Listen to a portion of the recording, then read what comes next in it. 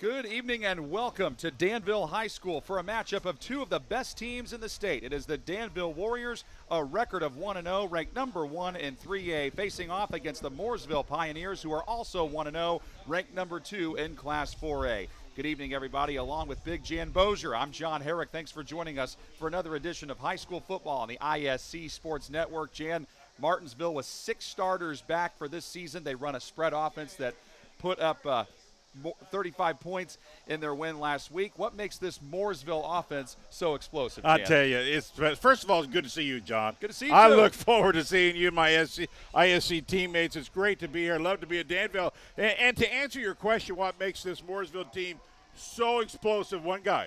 Starts with one guy, and that's Mr. Patterson. He's something special. And we're going to talk a lot about him. And we've got 2 great quarterbacks in Payne and Patterson. But Patterson's unique. We'll talk more about him as this game goes on, and I'm going to give you clues why he's so good. But I'm going to save a little bit of it. All right, and they're going to be going up against a Danville defense that gave up just 13 points a game last season. They held Franklin to 13 in their win last week. What makes this Danville defense so stout? Well, I'll tell you, last year I had them a couple times, and they just get to the ball.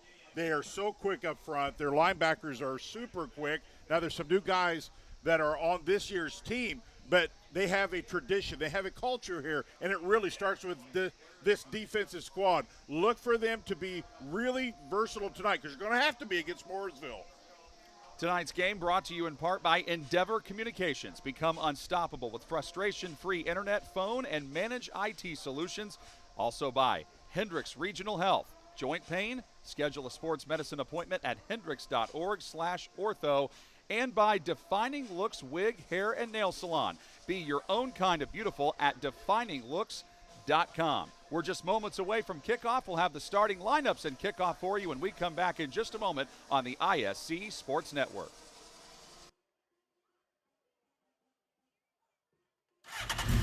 It's time to supercharge your internet with ridiculous speeds up to 1 gig from Endeavor. Get ready for high gear downloads that power buffer-free streaming, gaming, sharing, and surfing. And fire up all your devices at once with reliable speeds amplified by the latest Wi-Fi equipment. Get on the fast track to a powerful online experience. Contact Endeavor and supercharge your internet today. Sports medicine at Hendricks is all about providing level of care that's unmatched. We've made our team deeper with surgical specialties. We have the best physical therapy staff in the state. We work very closely with the orthopedic specialists, and it really makes the treatment plan more seamless. In an environment that's small enough to meet your needs, but also large enough to have the tools to take great care of you. This is Hendricks. Find care at hendricks.org/ortho. Defining Looks is a full-service wig and hair salon. We offer shampoo, cut, color, and styling for wigs and hair. Whether your situation is medical or cosmetic, our goal is to help you every step of the way in this emotional process. Let Defining Looks help you create your signature look. Schedule a consultation at defininglooks.com. Defining Looks, located on Sagamore Parkway North, next to Home Depot. Your life is on the go. Now your viewing habits can be on the go. With the ISC Sports Network app, your team is at your fingertips. You can download years' worth of content from the ISC Sports Network library. High school, college, special events, weekly and monthly shows, wherever you find your favorite app. And you can always find out more information at iscsportsnetwork.com.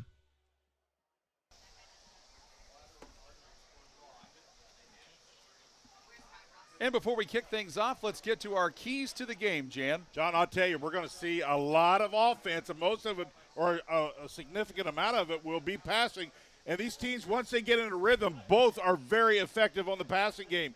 Secondary play will be primo tonight. Both these secondaries are facing 2 of the better quarterbacks in the state, and they're very difficult to get to rushing. So the secondary is going to have a lot of pressure on them. And you know, the big guy here used to play offensive, defensive line. I always include the linemen in keys to the game. I always said if I got to broadcast, line guys are going to get a little publicity. So line are the key to every single game, front on the offensive line and the defensive line. They're the guys that do the blocking for the passers, and they make the difference on the defensive line. And I think both these ball clubs, John, have two really good offensive and defensive lines. Yes, they do. And Danville won the toss. They chose to defer, so Mooresville will get the ball to begin the game. Your keys to the game brought to you by Sozo U Natural Health. Sozo U provides natural health consultations, products, and services to their clients. It is their mission to equip their clients with natural health options to help them achieve their health goals. Located in Crawfordsville. Like them on Facebook or find more information at sozou.com. I find it interesting, quite honestly, at Danville they elected to defer. Most teams do. I'm one of those guys not so sure about that because especially when you have high-powered offenses, I want the ball. I want to just use the clock. I want to get the early score. That's me. That's, you know, the coaches make a whole lot more money than I do, and they're a lot smarter than I am. But in a game like that, I just find that very, very interesting. That's how much confidence Danville has in their defense. Yep. Mooresville, the team in white on your screen. Danville in the maroon color. So we'll see the Mooresville starters on offense first. Their offensive line made up of Bryston Lee, Damian Albrecht, Kellen Copeland, Brantley Butcher, and Chase Price. Running backs will be Hogan Denny and Gideon Brimage. Wide receivers, Logan Jackson, Wesley Reeves, and John Clampett. And the quarterback, as Jan mentioned, is Nick Patterson. Danville on defense made up of Trey Morrell, Devin Keith, and Evan Lawrence on the defensive line. Linebackers are Caleb McRoberts, Ethan Lathery, Darren Sharp, and Tyler Doston. Out linebackers, the men in the secondary are Ethan Walls, Wyatt Gentry, Brayton McMahon, and Andrew Papa. Mooresville's got some speed in that backfield. Their special teams can make some things happen here early, John. Take it away. All right, and here is the opening kickoff, and it's a short one. Return of about 17 yards out to the 37-yard line by Ethan Huffman. What is that? We had some fireworks before kickoff. I think it's a tradition here. I think it's baking powder. So once the baking powder clears, we can see the field again. I love it. Students having a lot of fun here. I'll tell you, this is one of the best places for sports, whether it's football or basketball. I love coming here. And there's Nick Patterson, the quarterback for Mooresville. Takes the snap and slings it left. Running out to the outside with it is Gideon Brimage across the 40 to the 48-yard line. Looks like they give him enough for a first down. Gain of 10 near midfield. And, John, you're going to see this play over and over. This is their bread and butter. Now I'm going to answer your question you asked me early on. Why is he so good? Watch how quick he gets rid of the ball. Just take a look at him here. Let's see if he passes again. Boom. He doesn't even take a two-step drop, John. He gets rid of it that quick. And that's Hogan Denny making the reception out across the 50 to the 47-yard line. That'll bring up second down and 5. Good tackle there made by Danville's Ethan Walls. See, boom. When you pass that quick as a lineman, you really have no shot at getting him. And right away, Mooresville with a quick snap. They try to get Danville napping on defense and a whistle. Let's see what the ruling is here. False start on Mooresville. So they did not get everybody set. Back them up. Yeah, they were pretty clean last week against Lebanon. Had very few penalties, which is somewhat odd in the very first game. They were as clean as you could be last week. They won that game 35-7. Danville 20-13 winners over Franklin, and Franklin a 5A school. Yeah. So Danville beat a team that's 2 classes above them. Big win. You'll always want to start off with a nice win, especially if it's a bigger school. Patterson with time, has a man open across the middle, and he could not hang on. Right idea, but the big fella down the middle, Logan Jackson, the senior wide receiver, just could not hang on. Brings up 3rd and 10. Well, you can't ask for a better pass. Look where he puts this one. In stride, in the hands. Receiving coach will tell you, listen, if it touches your hands, you better catch that one. And nobody knows that better than Logan Jackson. And Mooresville, John, is one of these ball clubs who literally throws to run. Most teams run to throw. They pass to run. Patterson this time, another quick throw. This is Brimage out in the flat. Scampers. He's got enough for the first down as he's decked out of the bounds into the Mooresville sideline. So on 3rd and 10, they needed a conversion. They pick it up and move the change putting it at the Danville 41. And now you're getting to see why the secondary was in our keys to the game. Mooresville stretches the field. They make you play a big field as a defense. Brian Wiest was the one who got over there at the last possible moment. Patterson flushed out of the pocket, tries to run, down he goes. He was able to get a yard out of that to the 40, but it's 2nd and 9. Tackle there made by Garrett Hackelman, and that makes it 2nd and long for Mooresville. Well, one thing that Danville does a really good job at, and they'll have to do tonight, is gang tackle. Patterson fakes the handoff and keeps. Able to get some positive yardage to the 34, gain of 6. And that makes it 3rd down and about 3. You know, last week against Lebanon, John, he didn't run a lot, didn't really have to, but he has a dual threat. And while that looked effortlessly, that was 6 yards. He just basically leaned forward and got 6. Trevor Stutz with the tackle. 3rd and short. This time he gives to Brimage. Brimage barreling forward, and how about that, Jan? Back-to-back key 3rd down conversions where Brimage plays a big role to the 28, gain of 6, move the chains. Well, and that's one thing they do such a great job of is getting 3rd down conversions, not worrying about 4th down, but they're always in good field position, 3rd, 4th, and short. Snap a bit high, but Patterson able to hold on to it and keep it, and runs into a crowd of jerseys. And already we're seeing Mooresville offense really starting to use a little clock here, grinding it away, really doing a good job of getting into that offensive rhythm that we talked about. Gain of 5, 2nd and 5. Patterson back to work quickly like he loves to do. And he spreads it out. Danville jumping around a lot on defense here. Swings it out to Brimage again. Brimage trying to turn the corner, cannot do it. That brings up 3rd down and short. Good job by Danville's Brian Wiest to get over there. Now let me tell you something. If you're playing linebacker tonight, you're going to cover a lot of territory. You're going to put in miles. You're seeing east to west how far these linebackers have to cover, not to mention north and south. 8:48 left in the first quarter. Opening drive of the game. This is the 10th play of the drive. Patterson throws across the middle, has a man wide open, touchdown, Mooresville Pioneers. Logan Jackson, remember he dropped the ball earlier on this drive. This time he catches the perfectly thrown ball by Patterson and scores. John, you see how smooth that offense is? They just make it look easy. And this is the same pattern, the crossing route up the middle. And, Mr. Fishaw didn't see that. Well, I hope he's all right. He got taken out pretty good there. But he just makes it look so easy. And the thing he does is he floods the field. He's got 3 and 4 receivers, so you as a defense, you have to cover a lot of people and a lot of ground. 22-yard touchdown pass from Patterson to Jackson. Here's Brian Hauk for the extra point attempt. The holder is Hogan Denny. Snap good, hold good, kick on the way, and he got it. That is a 10-play scoring drive for Mooresville that goes 63 yards. It takes over 3 minutes off the clock. Well, they just made it look easy too. They are that good offensively. They don't waste any time. They spread the field. And Key, front line, he never gets touched.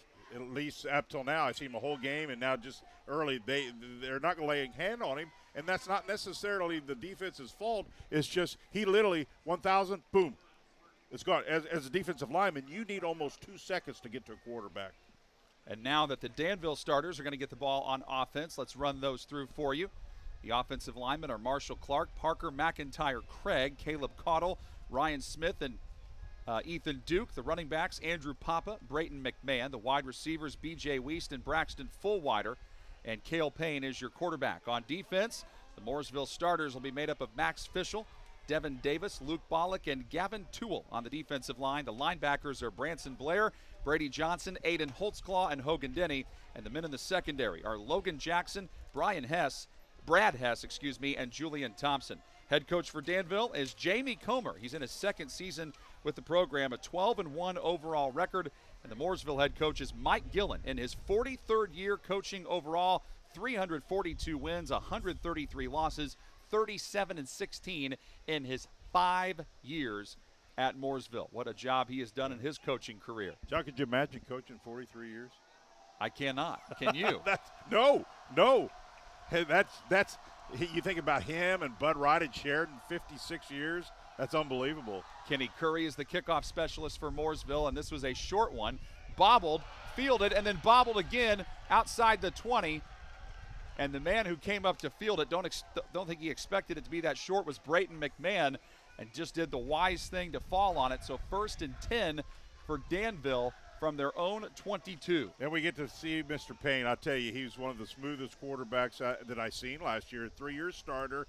And if you want a guy that can produce, he's your guy. So this is really going to be interesting, and we're going to see the differences on how each of these quarterbacks kind of operate. There's a lot of similarities, but there's some differences.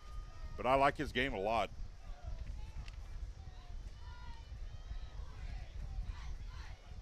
Danville with 6 starters back this season, both sides of the ball. Mooresville with 6 as well. Early handoff from Payne. Gives that one to Andrew Papa. Papa tries to scamper left and is cut down at the 25. Gain of 3, 2nd down and 7. Now Mooresville will use what they call a 4-2. They'll go with 4 down linemen.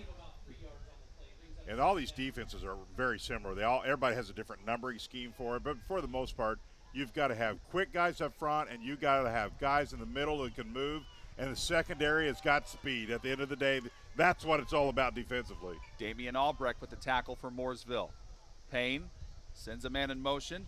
That's Papa, pitches it to him. Papa to the 30, breaks loose. He's at the 40, and Papa down the sideline gets shoved out of bounds at the last possible moment by Logan Jackson.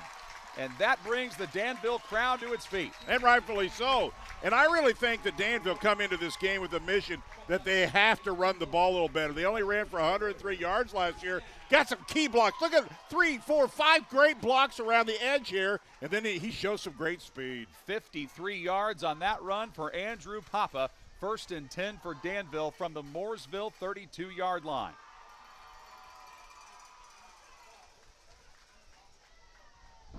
Receivers going wide this time. Braxton Fullwider, who caught what was ultimately the game-winning score against Franklin last week. He's out there. Give it to Papa again. And Papa got to the 30, moving forward a little bit more. Not much more than that. Gain of 3, 2nd down and 7. Coming over for Mooresville to make the tackle, Max Fischel, senior defensive lineman. And I realize this is kind of like water over the dam right now, but that's exactly why I really feel like Danville might take the ball first, is try to get a drive going, exactly what they're doing now before Mooresville ever has a chance to touch the ball. But nevertheless, we are where we are now, and they're moving the ball, and I think that's exactly what they want to do, is get this running game established and then look out. About the time you get those linebackers sneaking up on that run, that's where Payne's really dangerous. Payne with a delayed handoff to Papa this time, who tries to turn the corner and cannot. First man over there for Mooresville to greet him was Aaron McClure. He got to about the 28, so just a gain of 1, and it's 3rd down and about 6. We're just outside the midway point of the first quarter. Well, and right now Danville's really picking on their left side, and that's Mooresville's right side. Perhaps they have found something in the film or whatever that they think they can really expose on their being Danville's left side.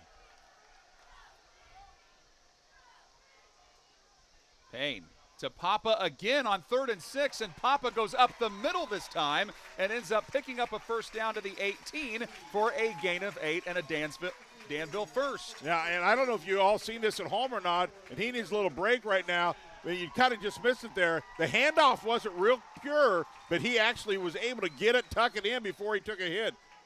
You know, another thing we got to talk about here, John, is it's hot. It's hot out here, and the humidity's even worse. So conditioning and perhaps depth might be a big factor tonight. We'll wait and see.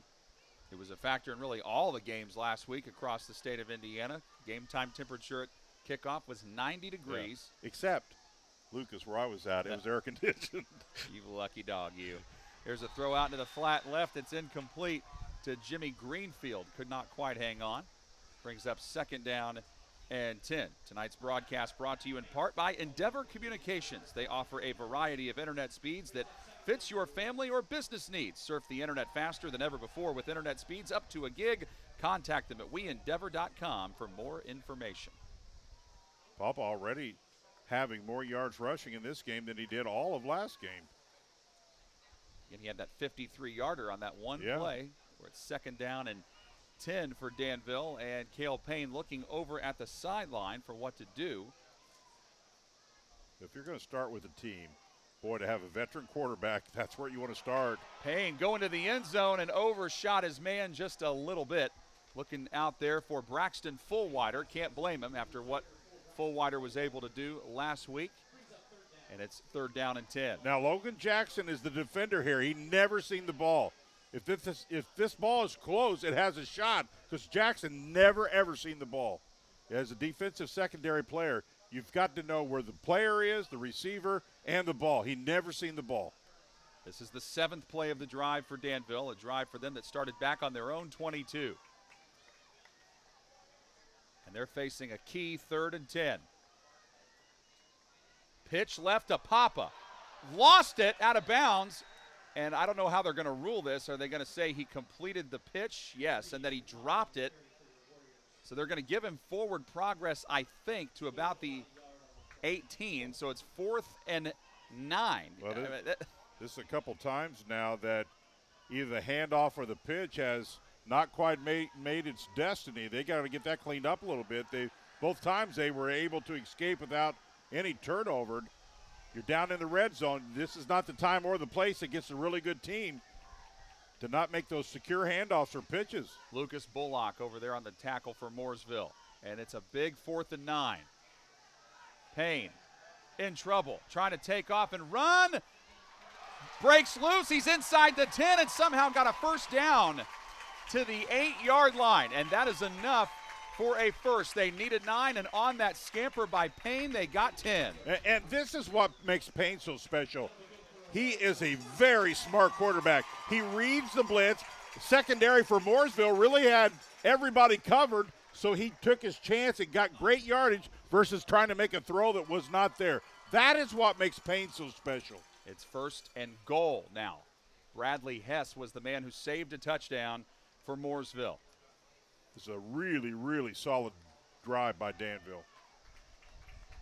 Had a feeling we'd see 2 good performances from the quarterbacks, and they have not disappointed early. Papa going in motion.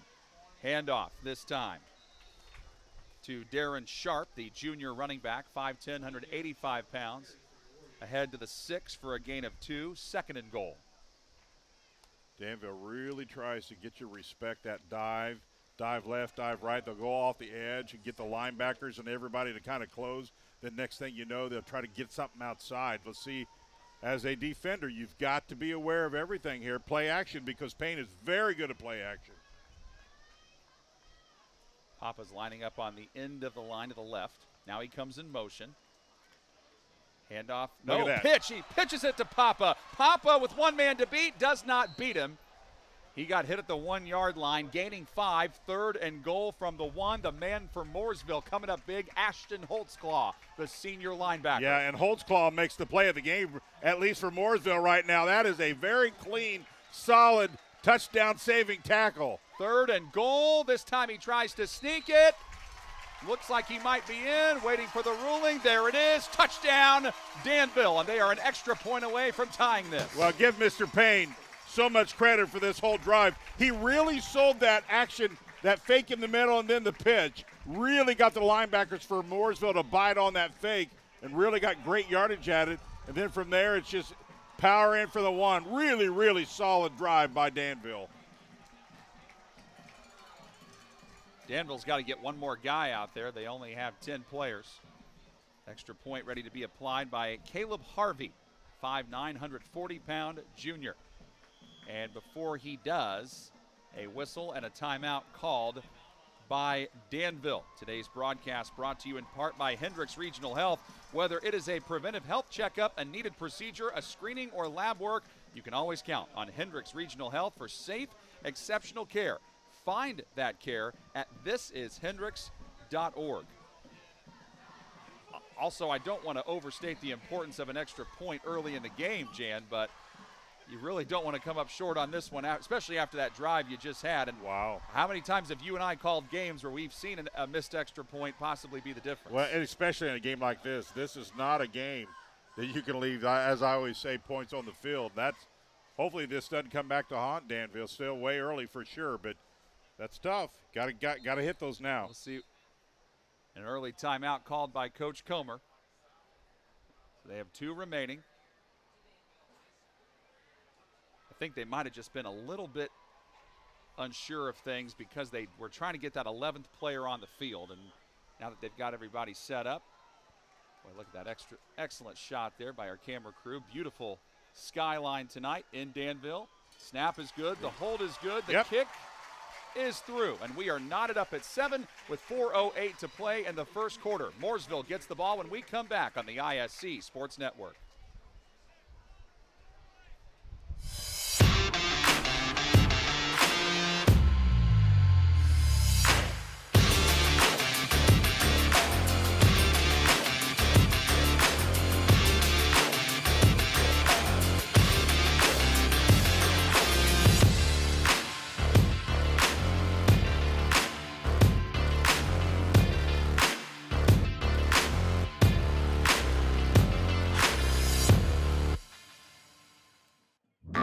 Food, shelter, fast Wi-Fi. It's all we really need. Good thing Endeavor has the fast, reliable internet it takes to power all the Wi-Fi hungry gadgets in your home. All at once. With speeds up to 10 gig, get smooth HD streaming video, gaming, music, and surfing, all with no waiting, no buffering, no kidding. Call or click WeEndeavor.com and upgrade to Indiana's fastest internet today.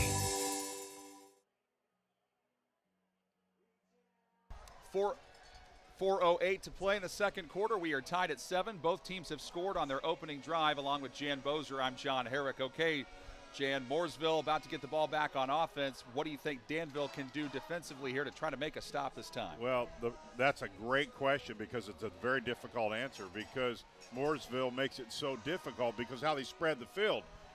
In football, you can't take away everything. So you take your chances on taking away what you think you can take away. I think Danville, for the most part, understands taking away the pass is going to be next to impossible. So what I think they're going to try to do is take away the run as much as they can and limit and contain and control the pass. We'll see what happens. Devin Keith to kick off. Brimage waiting for it at the 10. He gets it. And up the middle he goes. He's got a big hole. He's at the 40. Midfield. Brimage down the sideline. Nobody is touching him. Score for Mooresville. What a play on the kickoff. Gideon Brimage, the senior running back to the house. Yeah, and Mooresville showed that last week against Lebanon. They have so much speed, and their speed is big guys too. It's not, thin-looking guys. It's the big guys. Take a look here. He just gets a great wall here, finds the seam, and then the speed takes over. Look, he passes guys down the field, his own guys. Wow, you got to contain. That is so difficult to do, is contain. I'll tell you, if you've ever been on a kickoff team, it's one of the more difficult things to do. And people look at it because it's just kind of you kick it, people make tackles. But it is a very, very difficult thing to do is contain, especially when you got big running backs like Mooresville has. Brian Houck for the extra point. That is a 90-yard kickoff return for a touchdown. Hogan Denny, the holder. The kick on its way. Nailed it. 14-7 Mooresville. That was quick. Nick Patterson sitting over there on the sideline, the Mooresville quarterback, saying, okay, I'll be happy with the work my special teams does. Well, and when you have the ability to score from special teams, they can score defensively too. That's the sign of a very, very well-rounded ball club when you can score from so many different avenues. Puts a lot of pressure on the opponent, and I think right now Danville's got great rhythm, so they just got to get back to work here and just repeat what they did the first time. Get in a rhythm, get their ground game going, and they shown at least in that first series, John, that they can be successful against this really good Mooresville ball club. They had the ball for 11 plays, 78 yards, 4:28 off the clock on Danville's opening scoring drive. That was what they had to tie the game at 7 before that kickoff return. We knew two things. You and I talked about this. We knew, this is going to be a really good ball game. Two really good ball clubs, two well-coached ball clubs, great athletes, great atmosphere. So this thing, you just never know. But I expected the score just a skyrocket. How many digits we got on that scoreboard? We already got 21 combined points, and we still have 4 minutes to go. But in this is what makes it fun. You see a lot of scoring, a lot of chess going on. To answer your question, those defensive coordinators are going over there, I got to earn my money tonight. So they got to figure out how to stop both these offenses. And also, clearly the special teams coordinators have their work cut out for them. Yes, they do. Every aspect of your game has to be on its A game tonight because both teams have that ability to expose your weakness. Mooresville nearly won a state championship last year, but then ran into Ron Colley. As did everyone. Right? Ron Colley was just at a different level for everybody last year. I had all those games, and Ron Colley was the real deal. Kenny Curry to kick off again for Mooresville. It is a short wobbler towards the sideline, and that's not what you want. Goes out of bounds. That's going to be an illegal procedure penalty on Mooresville, which will give Danville pretty good field position. Yeah, and if you're Danville, you'll take that all day long. I'm not sure what happened. He just didn't really get much foot under it. I don't know if that was intentional or unintentional, but if you're Danville, you're going to take this field position all day long. If you can get it from the 35-yard line, they'll certainly take that and feel great about it. 3:56 to play in the first quarter. Well, now the suns went down. That helps players a little bit. While the humidity was always my worst enemy, and it's still here, but at least the sun's down now, and that'll help the heat a little bit. It was 90 degrees at game time. Cale Payne back to work. Gives to Papa.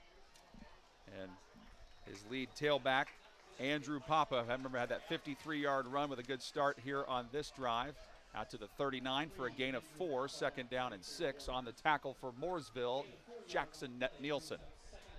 Pretty good stop in that middle by that interior, and that Mooresville has a pretty good size interior there. As I talked about, they'll do that 4-2, so they really have some big, strong guys up front. A little bit different in the blocking scheme versus 3 guys up front or 2 guys up front. Let's see how Danville continues to approach this. Payne. Now he's in trouble. Down he goes for the sack. It is Lucas Bollock. He comes flying around the right edge and sacks him for a loss back to the 31, loss of 8, and it's 3rd and long. Let's see if Bollock, he got touched a little bit, but you got to stay with your block a little bit longer than that. He got a nice read, and as soon as he got it, he seen it, and Bollock really turned on the jets. And then by that time, the defense or the offensive tackle already had his body turned, and that's tough to catch a defender who's really going after the quarterback a mile an hour, and he got to him. And it's 3rd down and about 14 after that. Bollock here coming up the field. They try to go with a dump-off screen. It does not work. Looking for Brayton McMahon, and he dropped it, so now it's 4th and 14. Well, this play just never developed. I love the call because after you have a sack, the best thing to do to come back to people who are rushing the quarterback is to have that little screen pass, because then the next guy psychological goes, maybe I need to slow down a little bit. It's a great call, I think, by the offense. It just was not executed very well. Sutton, or rather Tyler Doston, is back deep to punt this one away for Danville. We'll have more on him at halftime. Gets his left leg into this, and fair catch called for, and he drops it. But he falls back on it.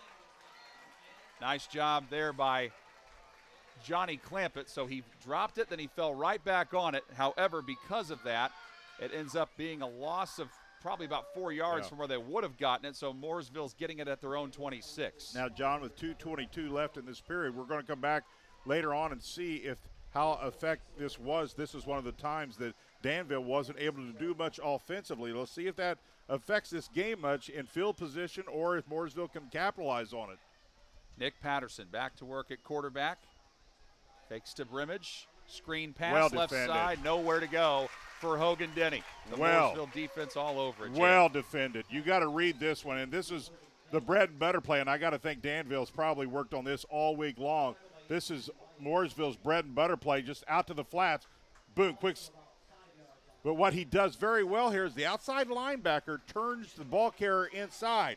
Because if you turn him outside, you got no help. You turn him inside, and you got all that linebacker help. Well done by Danville. Wyatt Gentry on the tackle, loss of 6. 2nd and 16 for Mooresville. Patterson going deep. Has a man, and it's caught. That is Jackson again. Jackson may score for the second time tonight, and he does. That is an 80-yard touchdown strike from Patterson to Jackson, and it's 20-7 Mooresville. And Patterson literally throws his thing 5-footed. He never even drops back. That's how strong his arm is. Now, Danville's going to learn that here in a hurry. You cannot allow these receivers to get behind him. You let him get behind you, he's got too strong of an arm. That's going to be that's problematic. So they've got to adjust their secondary to not allow them to get behind him if at all possible. Brian Houck, how about the night that he's had already? Busy man. He's on for his third extra point try. You're better off if at all possible. You may give up some yardage in front of you, but if you let Mooresville get behind you, their receivers are too quick, and Patterson can just throw the ball a country mile. That's going to be 6. And the extra point is made. I think 21-7. I think we're seeing why secondary play is in the keys of the game, because both ball clubs, Payne has not thrown it a lot yet, but he certainly can and probably will have to. But Mooresville is clearly showing what their bread and butter is, and they can just throw it all over the place. And once again, that offensive line, he doesn't need long to throw it, but it's really tough to get to him. And how about Nick Patterson's stats so far this season, Jan? 6 touchdowns, no interceptions.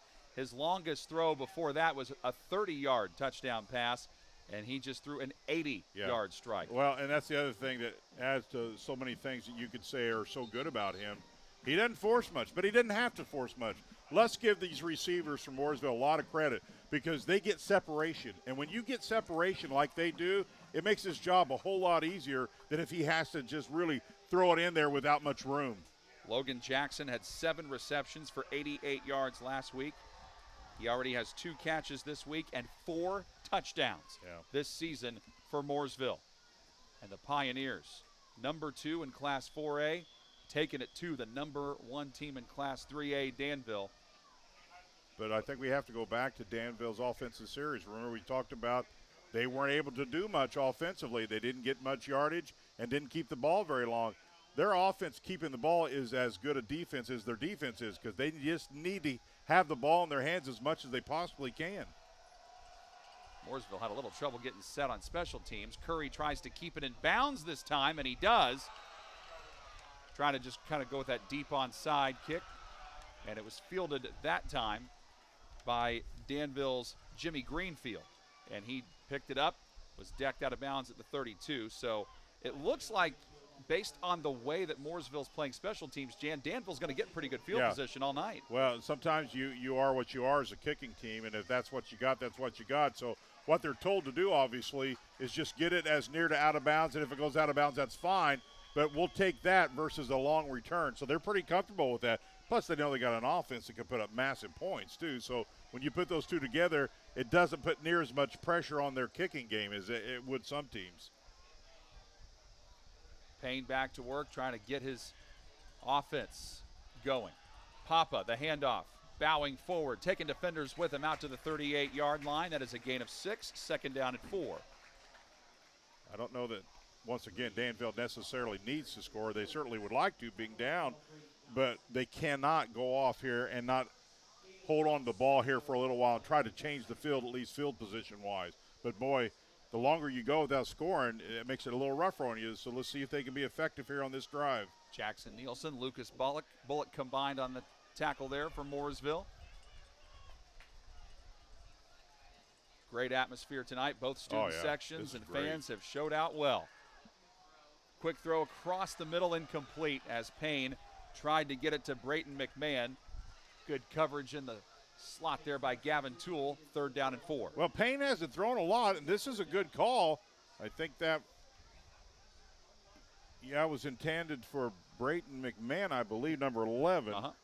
And it should have been caught. It's right in his numbers, and he just wasn't able to hang on. And so now this is a big third down, John.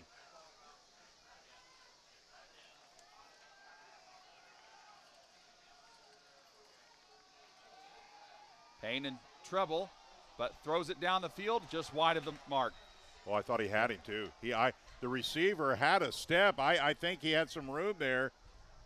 Tyler Dawson was the intended receiver. And that Danville offensive line gave him adequate time to throw the football just a tad over his hands. It looked like he may have had some room there, but wasn't able to bring it in, and that's going to bring up another 4th down for Danville. But Bullock was bringing some pressure off the edge. Dawson on to punt it away. But Danville's front line gave him a lot of time to throw the football.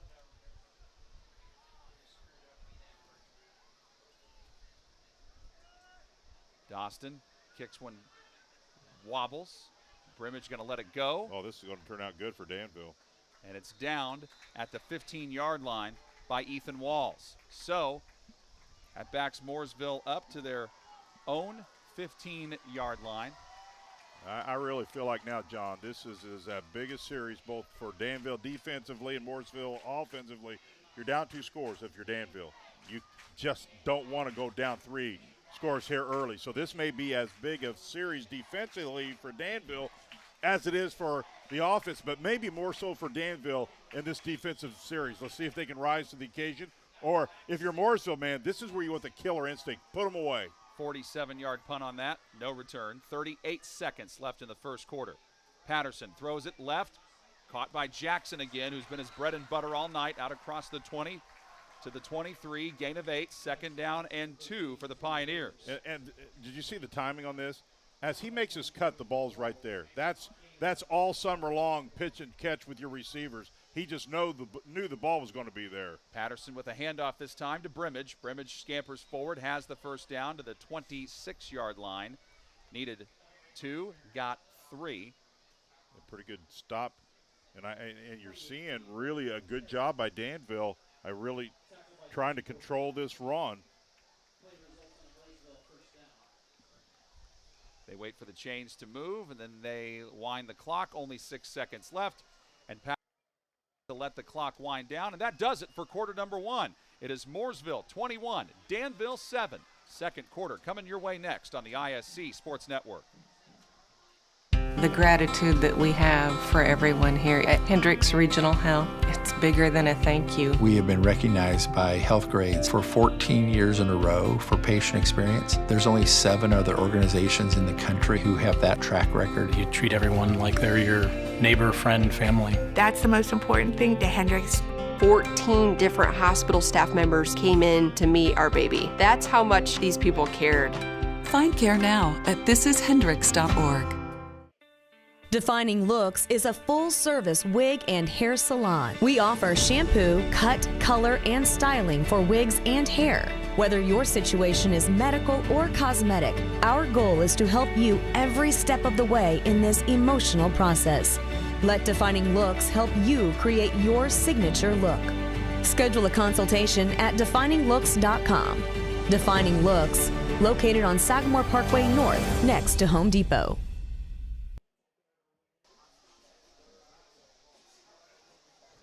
We begin the second quarter and we change sides. 21-7, Mooresville leads Danville. You look at the Danville crowd, they haven't had a whole lot to cheer about lately, but Mooresville facing a 1st down and 10. What does Danville have to do defensively here, Well, Jan? they got to hang in there. Honestly, it's been a couple big plays. The big plays have been the problem. Overall, their defense has played pretty well, but the big play has really hurt them. They've got to make sure they keep these receivers in front of them. Patterson pumps and throws, going deep again. He's had confidence in the deep ball all night, but overshoots his man this time, Johnny Clampett. Good coverage down the field by Danville's Trevor Stutz. Yeah, that makes it 2nd and 10. This is really good coverage, actually. While he's got a little separation, he's got a little help there, but he was step for step with him, which just doesn't allow much room there for the quarterback. That was as solid as man-to-man coverage as Danville's had. Very well done.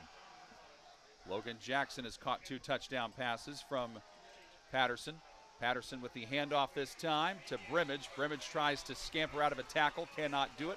Got to the 28, gain of 2, and he was cut down at the last moment there by Devin Keith. 3rd down and 8. And they go back to the line quickly. Patterson. Sharp really on a good job defensively that time for Danville. They're doing a good job against the run.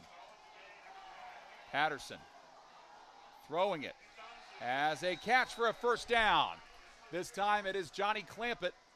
Clampett, they say he's out at the 40, gain of 12. Move the chains. Now, I just didn't want to overdo this, but it's not hard. Take a look at how he throws this ball. That's a wrist throw. You just don't see that out of high school guys. You talk about how strong arms are. He literally throws it with his wrist. That's strong. You don't see that very often. And that was a 15-yard accurate pass.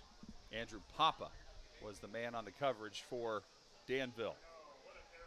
I've seen a lot of quarterbacks in my time that, have strong arms, can move, but I've seen very few people who have the wrist strength that he has. Patterson with the pump fake. Going deep, there's Jackson again. He had him, but he threw him just a tad too far. And Ethan Walls is breathing a sigh of relief on coverage. That was at least 4-yard separation. He throws this ball a long way, but luckily for Danville, it was over the head, or that would have been another easy 6. 2nd and 10. Jackson's touchdown receptions tonight. It's one thing to cover a guy, John. You can say you cover this guy man-to-man. But if he is so much quicker than you or faster than you, that makes it a little more difficult. Mm-hmm. And these receivers for Mooresville are super quick and super fast. Going to Jackson again. Jackson makes the catch at the 45, turns it upfield to the 48, wrestled down by Brian Wiest and a couple other guys. Gain of 8, 3rd down and 2. Now look at number 82 there in your picture, Logan Jackson. Among so many other things that makes him so difficult, he's got great length. So he's at least 6'2", 6'3", and then his arms as he reaches up. So that makes him super difficult to cover, even if you're on him, because he has such great length. Big 3rd down here. And Patterson loves to get to the line quickly and then big 3rd down. Boy, if you're Danville, if you can find a 3rd down play here, it could be huge. And this is. Oh, it's good. Well, we got a flag, though. We'll see what this is about. Wow, this could be interesting. This flag here, we haven't had many, John. This could be an interesting call. This is only our 2nd flag of the night. The other one was that illegal procedure penalty on the kickoff earlier. And I find the offensive play call for Mooresville just a little bit interesting. They try to give it to Brimage to get the 1st down. Personal foul, face mask against Danville. Wow, they had him stopped and get the face mask. Boy, that's an unfortunate break. And if people's ever played football, that's one of the most difficult. You're in there trying to get whatever you can get, and sometimes the hand just goes to face mask. Well, I get it. It's the call. You got to be safety. But, man, how are you supposed to control your big paw up there when you're grabbing things and not hit the face mask? It's a good call. But, man, as a defensive lineman, I hated that call. 8th play of the drive coming up here for Mooresville. They started back at their own 15-yard line. They lead 21-7. 10-15 still to play in the 2nd quarter. It's a good call. It's a safety issue. You can't be grabbing that thing. As a man for a second it looked like, did Patterson, but a little bit high for Hogan Denny. Well, I'll tell you why this was a little bit high. It's one of the few times that Danville actually got some pressure on him, and he threw this ball just a little quicker than he wanted to, and that was the reason the pass was incomplete. So some good pressure that time by Danville. 2nd and 10. Denny comes in motion. He flips it back to Denny. Denny throws it to Brimage. Brimage makes the catch at the 20. Brimage to the 10, to the 5, shoved out of bounds at the 4. How about that trickery from the Danville Mooresville offense? Throwing a little wrinkle in, seeing if everybody is awake, and this is tough because not only is it a halfback pass, but it's a halfback pass across the field, which a lot of times are dangerous. But certainly it works for Mooresville this time. And that ends up being a 34-yard play. Back to the ground game with Brimage. Got to the 3, gain of 1, 2nd down and goal from there. I'll tell you, Darren Sharp for Danville has been everywhere tonight. He's just a junior, but I really like the way he gets to the ball. He really does a good job of finding the ball, reading, and getting there in a hurry. Patterson with Denny coming in motion. Fakes it to Denny, keeps it, runs up the gut, and scores again. So 2 touchdown passes for Patterson, and now a touchdown run. Mooresville 27, Danville 7. 3 yards on the scamper. Yeah, he's a handful to bring down. He's 225 maybe, strong. That's a difficult. He did a little fake there, got everybody to go with the fake, and then as big as he is, look, you're not going to, unless you get an initial hit and get some help, he's going to be able to get 2 or 3 on you. Wyatt Gentry was there to tackle him, but it was just too late. Hauk for the extra point. It's a wobbler, but it got through. Yep.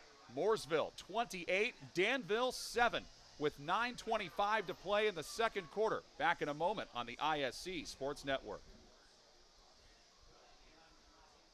Sports medicine at Hendricks is all about providing level of care that's unmatched. We've made our team deeper with surgical specialties. We have the best physical therapy staff in the state. We work very closely with the orthopedic specialists, and it really makes the treatment plan more seamless. In an environment that's small enough to meet your needs, but also large enough to have the tools to take great care of you. This is Hendricks. Find care at hendricks.org/ortho. Irritated by your internet provider? Have no fear. Endeavor is here with eForce high-speed internet. Download speed? No problem. Download an HD movie in seconds with our remarkable gigabit speed. Endeavor not only provides the latest fiber optic technology, we're also here to help you use it. We also provide television, wireless, security, and telephone services with outstanding local support. Give us a call or visit weendeavor.com to see if you're in our service area. Endeavor Communications. Technology for real people.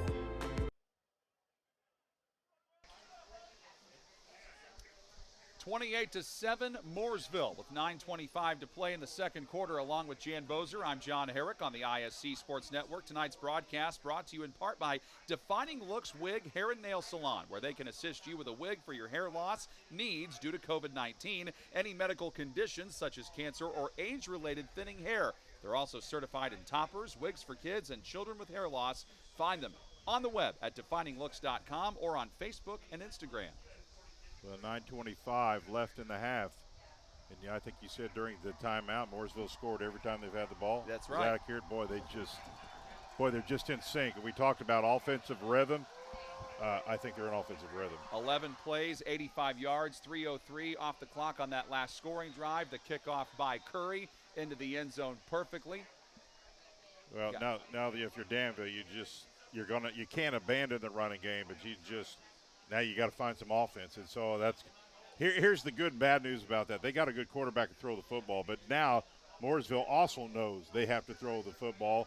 And if you're a defensive lineman right now, you're going to do one thing and one thing only, and that's peel off and try to get to the quarterback in a hurry to the point where you just about abandon the run. Let's see how Danville handles this. They still got tons of time here. They just got to continue to put drives together, though, and get to this end zone.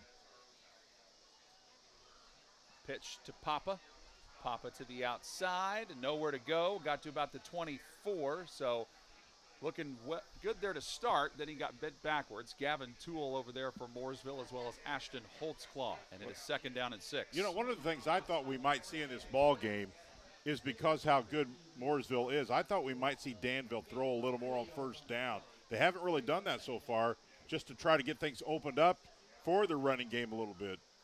How much do you stay on script with what you practiced here? Well, you got to do what you're comfortable with. They're all, the coaching staff knows that a whole lot better than I do. But obviously, when you're down 28-7, you can't just let the clock eat away either.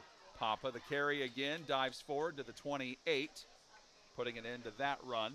They're just obviously a reason that they don't either feel comfortable with line block, or the receivers are young. A lot of them are young that they can put them in opportunity to make plays. So nevertheless, you're going to be in a position here if you can't get a drive together to score here where you have no choice. Gain of 4, 3rd down and 2 after that, coming up on 8 minutes left in the second quarter. And John, the other thing you got, this is game 2. Yep. You're working for the big picture here. While you certainly want to win this game, it's a marathon, not a sprint. Papa, nice carry again. Looks like he's got the first down this time, and he does. Gain of 3. Chains move, 1st and 10 for Danville. Especially if you're developing young players, because Danville lost a lot of good players, especially some good receivers, and they want to try to be patient a lot with, the younger kids And so the last thing you want to do is just get them banged up or lose their confidence early in the season. So there's probably some of that going on as well. Because, wow, they had some seriously good receivers on that last year ball club. Well, they stacked 3 of them to the left here. I think, aren't we going to see a play of the year? And I believe it might be one of the Danville receivers coming up. That's coming up at halftime. Yeah. Papa gets a floating screen pass, and he is rung out of bounds. Look out. Yep, that's going to be a personal foul penalty. That's going to bring the family. Brady Johnson was doing such a good job of bringing him down, and then he just got a little bit excessive, and another flag was just thrown. Well, so now we got to see this. We could have fouls on both teams here. Things got chippy on the sideline after the play happened, so now we have to see what this is all about. I think Danville's going to get one for return. But I'll tell you what, I do know this. I respect the fact he goes, listen, you're not going to do that to my player.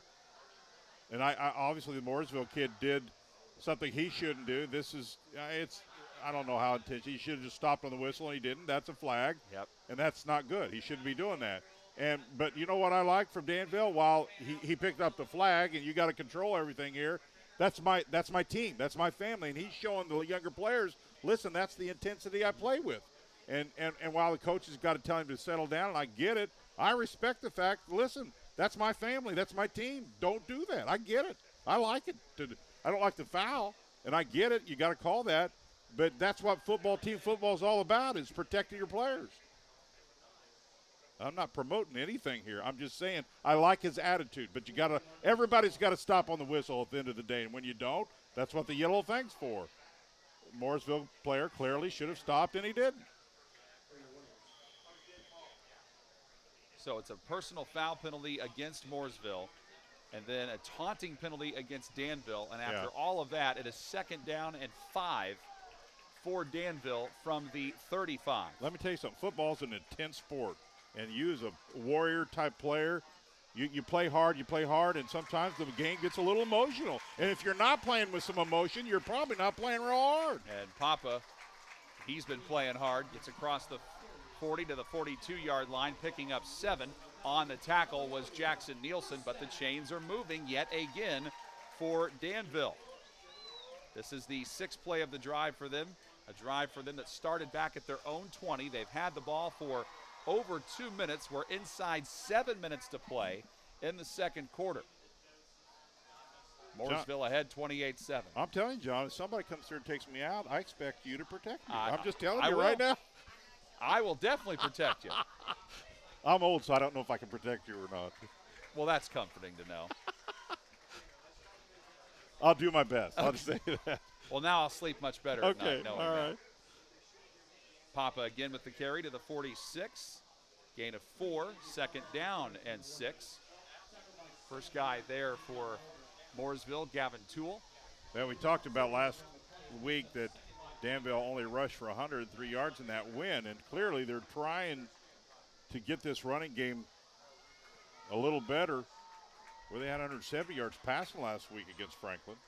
And Andrew Papa is one of those seniors that can provide the leadership, and he's already had a big 53-yard run in this game, so they are leaning on him big time. There he goes again across midfield, has the first down, and then is shoved down right afterwards by Jackson Nielsen, but the play was made a little too late by him as Danville marches into Mooresville territory. That is a gain of 7 and a Danville first. Papa's a really good running back, senior on this ball club, one of the leaders. I like the way he keeps his shoulders square. He finds the hole very quick, too. If you watch him, he can really find the hole in a real quick second after he gets the ball. Payne with a man in motion. See how he shifted? Well, that wasn't Papa that time. No, that wasn't. That time it was Darren Sharp. Sharp still going, by the way. Across the 40 to the 38-yard line. That is a gain of 9, so 2nd down and 1. Looked like Sharp might be stopped for a gain smaller than that, but then kept on going. Brantley Butcher finally made the stop on him. And let me tell you something here. You know what? This Danville team has kind of took off a little bit since the little emotion was showed on that, on the sideline. Why, once again, don't condone anything after the whistle. I think some emotion's starting to kick in here for Danville. I like it. Sharp the carry again, bowing forward to the 36, picking up 2. That's enough for a first down. But he's brought down by Gavin Toole. And now Sharp's going to get a breather. Well, you look at their jerseys, and they're just soaking wet. You know how humid it is. Temperature's certainly got a little cooler since we got here. Let's get a new game time temperature here. It is 84. It's dropped a big 6 degrees. By the way, no passes on this drive. Yep. All runs. 4:35 to play in the second quarter. Mooresville by 21, but Danville on the move. Handoff, Sharp again. This time nowhere to go. Tackled by Brantley Butcher. They give him the 34. That is a gain of 2, second down and 8. And I really like what Danville. They're not pushing the panic button here. They're doing what they're comfortable doing. And if they can get in here and get a score, there's still only 2 scores down and still very doable. So this is a big drive, and certainly if they can get in the end zone here. And Mooresville taking a timeout. We'll step aside as well. 4:08 left in the second. Mooresville by 21 on the ISC Sports Network. Defining Looks is a full-service wig and hair salon. We offer shampoo, cut, color, and styling for wigs and hair. Whether your situation is medical or cosmetic, our goal is to help you every step of the way in this emotional process. Let Defining Looks help you create your signature look. Schedule a consultation at defininglooks.com. Defining Looks, located on Sagamore Parkway North, next to Home Depot. Want lightning fast internet speeds? Choose Endeavor. Go from slow to whoa. From last to fast. And wait to great. Endeavor Communications is bringing the fastest internet speed in Indiana to your town. So you can download huge files in a flash. Stream videos at blazing speeds. And game online faster than you thought possible. Think fast and contact Endeavor Communications today at join.weendeavor.com.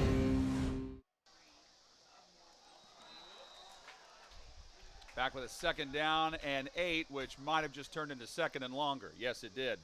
And right as we come back, a false start called on Danville. And that's just killer, Jan. You've been on a drive, you're moving the ball well, and now you got to back it up 5. Sometimes it's not how many penalties you get, it's the timing of the penalty, and that couldn't come at a worse time because they really had themselves in a situation second and very manageable. Now they really kind of put themselves in a little bit of difficult here in the playbook. Let's see if they still got a couple downs here. You got to find at least 6 or 7 on this play or maybe more. So second and 13. This is the 11th play of the drive for Danville.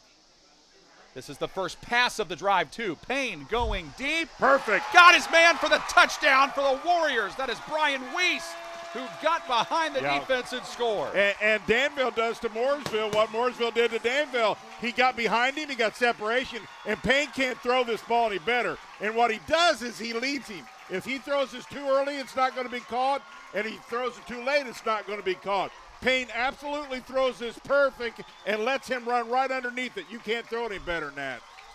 He got behind Julian Thompson, the junior defensive back. That's a big touchdown. And the line gave him all day to throw the football. That was key. 39-yard pass. I'll tell you, that's huge. Danville right back in this thing. That was a big, big, big drive. And how about the second long call by the offensive coordinator?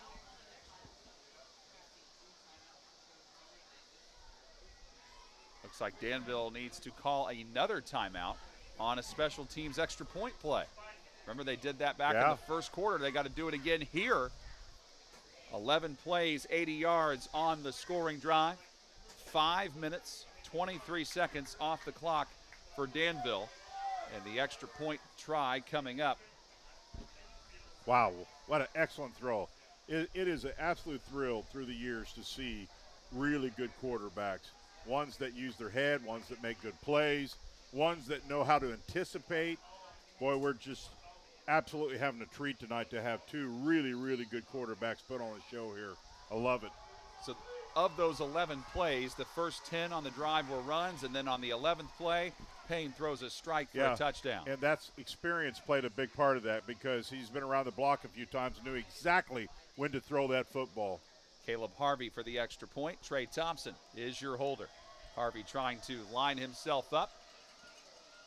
I tell you, after that penalty, Danville kind of got fired up a little bit, put something together. I like it. And he knocks through the extra point.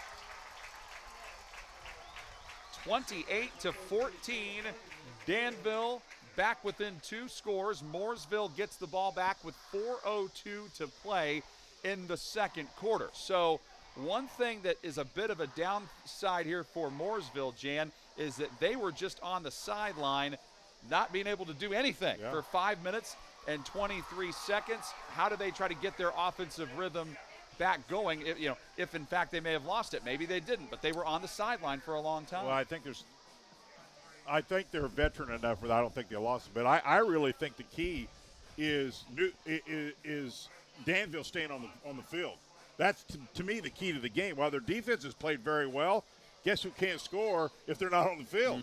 And so for me, Danville's offense is as much their defense as it is their offense, especially when they can score, because Mooresville's offense is sitting over there. So excellent drive, took time off the clock, and then they rewarded that really good drive with a touchdown. So I think actually they killed a lot of birds with one stone there. Johnny Clampett is back deep, and so is Gideon Brimage for Mooresville to receive the kickoff from Caleb Harvey.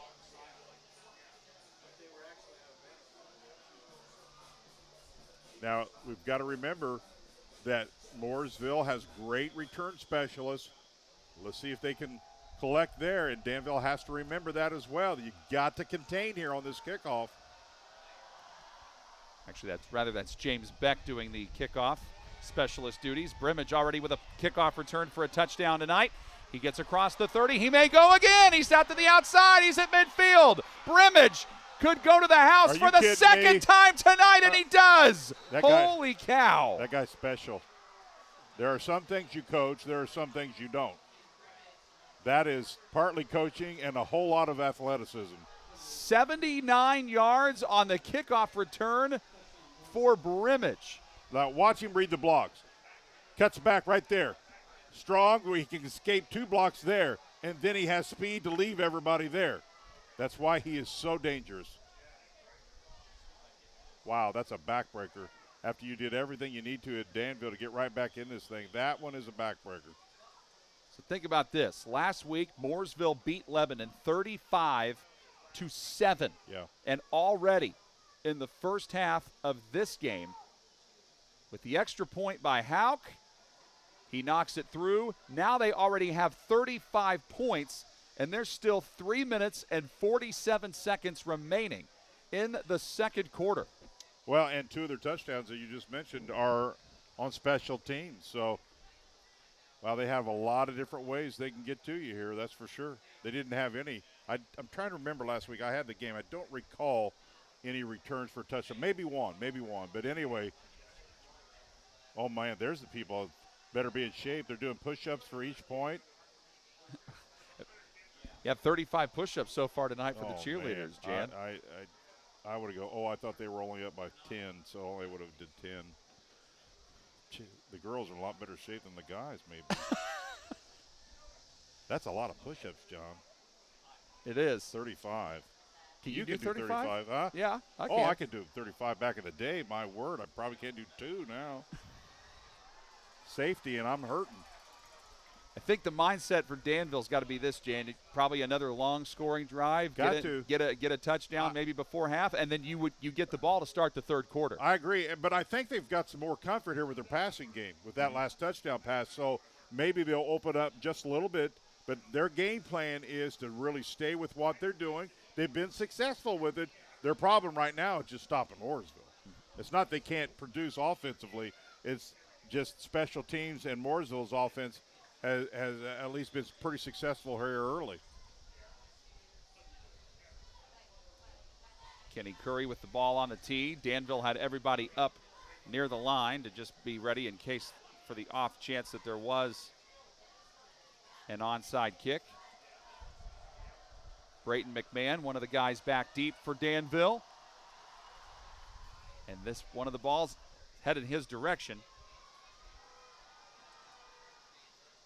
But it's actually fielded by Brian Wiest. Wiest from the 2 gets across the 20 to about the 22 before he is knocked down there. One of the first guys there to knock him down was Caden Samuels, sophomore running back and linebacker. So that's a return of 20 yards. Danville's going to have to go 78 yards to get it in the end zone. Let's not forget, Mooresville was one play away from going to Lucas last year. They got taken out by Roncalli, which was completely on a different scale from anybody last year. And so Mooresville has a whole lot of those same players back this year. So this is the year, like Danville's really peak year was last year. Now they're still pretty good for sure, but they got some young people they're going to have to bring along. Mooresville number 2 in 4A. Danville number 1 in 3A. Pitch to Papa, right side. Good gain on the first play from scrimmage. Gain of 8, second down and 2. Yeah, if you're Danville here, what you're just talking about from an offensive perspective, just keep working on your execution. Don't look at the scoreboard. That'll take care of itself. Just continue to work. Get your young guys the experience they need. Just keep getting better and better and better. 3 minutes to play in the second quarter. Mooresville 35, Danville 14. Gavin Toole just made his 6th tackle of the night. He has been a busy man on defense. Hand off to Papa again, dancing forward to the 30. Might have gotten a yard. In fact, that's all they're giving him. A gain of 1, and that makes it 3rd and 1. Lucas Bullock on the tackle. Yeah, and Copeland, what I liked about what Copeland did there from that defensive is, while he wasn't the primary tackler, he got rid of his block and really, when a guy's got the tackle, the more help you can get, the better. And it was good gang tackling that time by Mooresville. Payne. They keep it on the ground again to Papa. He appears to have enough for the first. They're running to the 33, which would indicate a 2-yard gain and a first down, and it does. I think we had a timeout as well. Yep, Mooresville called a timeout.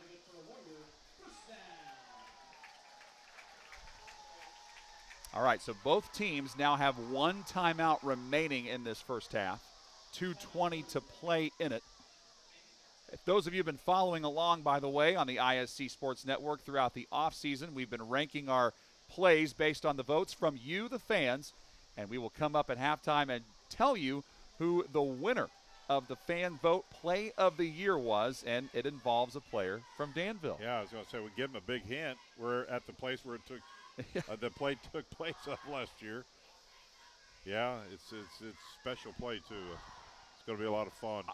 And of course, fittingly, you were calling that. So I wasn't going to say that, but now that you brought it up, yes, I take a lot of pride in being associated with the play of the week. Yeah. And if it happens to go all the way, play of the year. I know. Well, if it happens to go all the way, that's fine. Yeah. But each week, I take a lot of pride in hopefully you will get the play of the game. All right. And we're going to do that again. All right.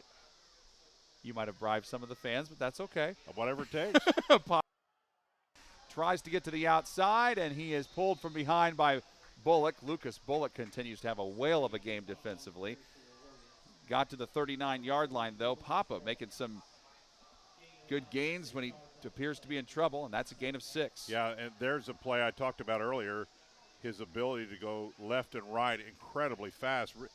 I kind of think that play was meant to go up the middle, nothing there, and he shifts outside in a hurry and got something out of it. Minute 45 to play until halftime. Payne, first throw of the drive. It is complete. And this time, making the catch, it is Tyler Dostin. Dostin truck sticks his way out of bounds to the 46, gain of 7. And I think we're going to see this play a little more where Danville sends somebody long, gets the linebackers in the secondary to go with the long guys, and then gets that secondary receiver underneath. I think we'll see that play a lot. Danville likes that play. They execute it very well, and I really think we might see that play just a little bit more. I really like that play. Bradley Hess shoved him out, but not before he got a first down. It stops the clock at 1:38 remaining. Mooresville has led from the outset. Papa the carry, taking a defender with him out to the 50-yard line for a gain of 4, and that was Aaron McClure, who took him down, 2nd and 6. Boy, Papa, once he takes a hit, he just keeps those legs driving. You love to have backs like that just kind of have that refusal to go down just because they're hit hard. Papa again, there breaks he goes. Loose. He's at the middle of the field, 30. And a touchdown-saving tackle made by Mooresville's Hogan Denny out to the 27-yard line for a gain of 23, and Papa's tired. Well, right on cue, though, look at his legs. See, I just talked about that last play, John, and because he kept his legs churning, Mooresville kind of lethargically tried to take him down that time, and because he kept his legs churning, he kept going, and that's a huge gain for him. Yep, 23. Inside a minute to play, both teams with one timeout. Danville trying to score before the half. Payne going deep, has a man, touchdown! And that is Brian Wiest again. Wiest has scored 2 touchdowns, and I think he hurt himself. I think he got a leg cramp. Maybe a leg cramp, but Wiest with another big play that Danville needed gets him back within 15. Yeah, that's the humidity working there when you're doing a lot of running, which he has done. And he gets behind, gets separation, and the ball once again is perfectly thrown in stride. And there's the leg cramp. 27-yard pass play, and out comes the Danville training staff to take a look at him. Those hurt. I got to tell you, those hurt. 8-play, 78-yard scoring drive. Boy, Danville just hanging in there. Still just a couple of scores back. They can just stay within striking distance and get a stop. 2 minutes, 47 seconds off the clock.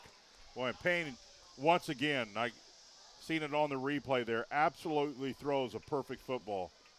The receiver really didn't see it, kind of just had his hands where he thought. Now take a look where this ball goes. The receiver really doesn't see it till the last second, and it absolutely just drops in his hands. Perfection throwing the football by Payne. Bradley Hess was also out there covering for Mooresville. And I think that's, John, to the point you asked earlier, what can they do? When Danville has been successful scoring, they've had long drives, they keep that Mooresville offense over there. Puts a little more pressure, you got to score, but I really like what they're doing. They're getting a little more momentum each time with their offense. Wiest being looked at by the training staff. Snap good, hold good, kick on the way from Harvey, and he knocks it through. 35-21 Mooresville. That's a lot of points. Yep, it is. That's a final score for a lot of places throughout the state of Indiana most of the time. But here tonight, that's what it might be by the time the half ends. I mean, let's keep in mind, Mooresville's going to get the ball back with 50 seconds to play.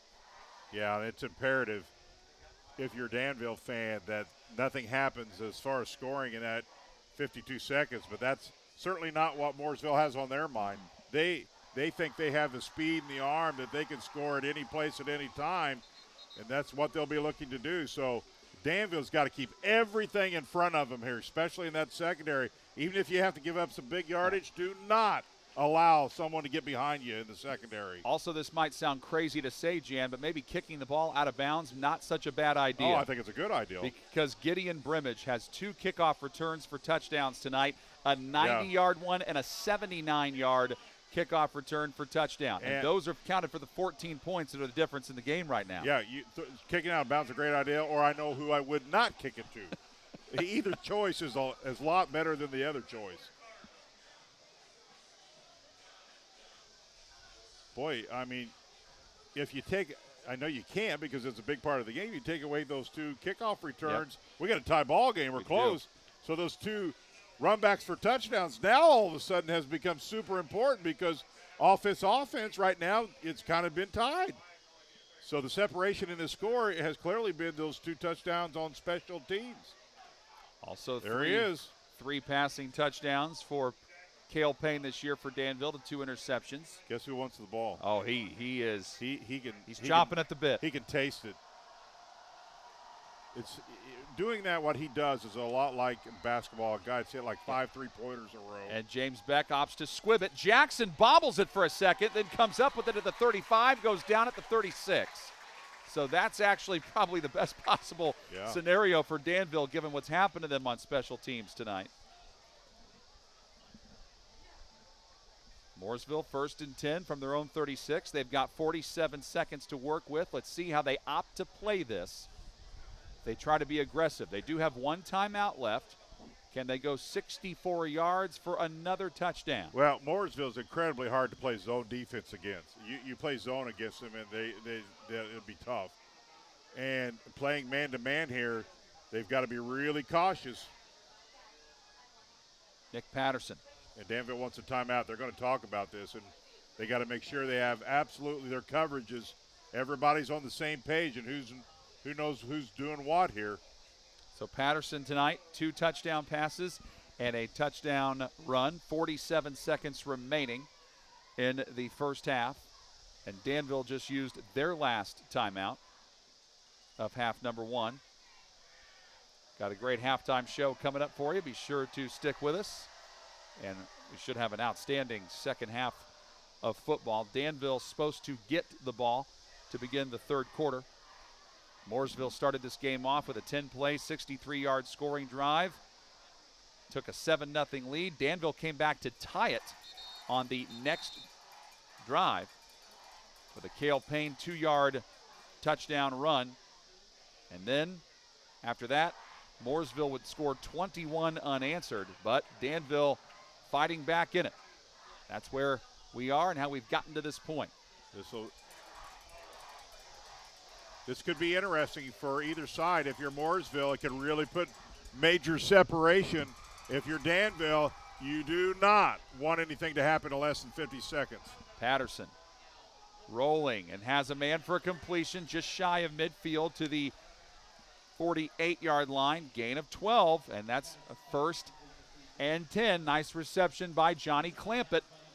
Yeah, these routes are made because Mooresville knows right now that Danville's going to play deep, so they're going to cut a little quicker, and so you can get big chunks of yardage here. And Mooresville used very little time.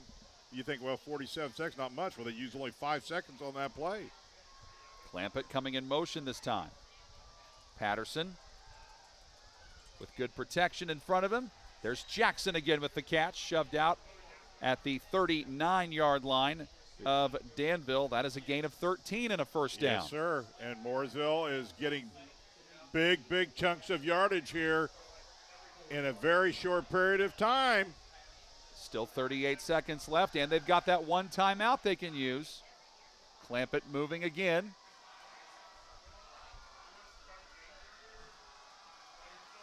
Patterson.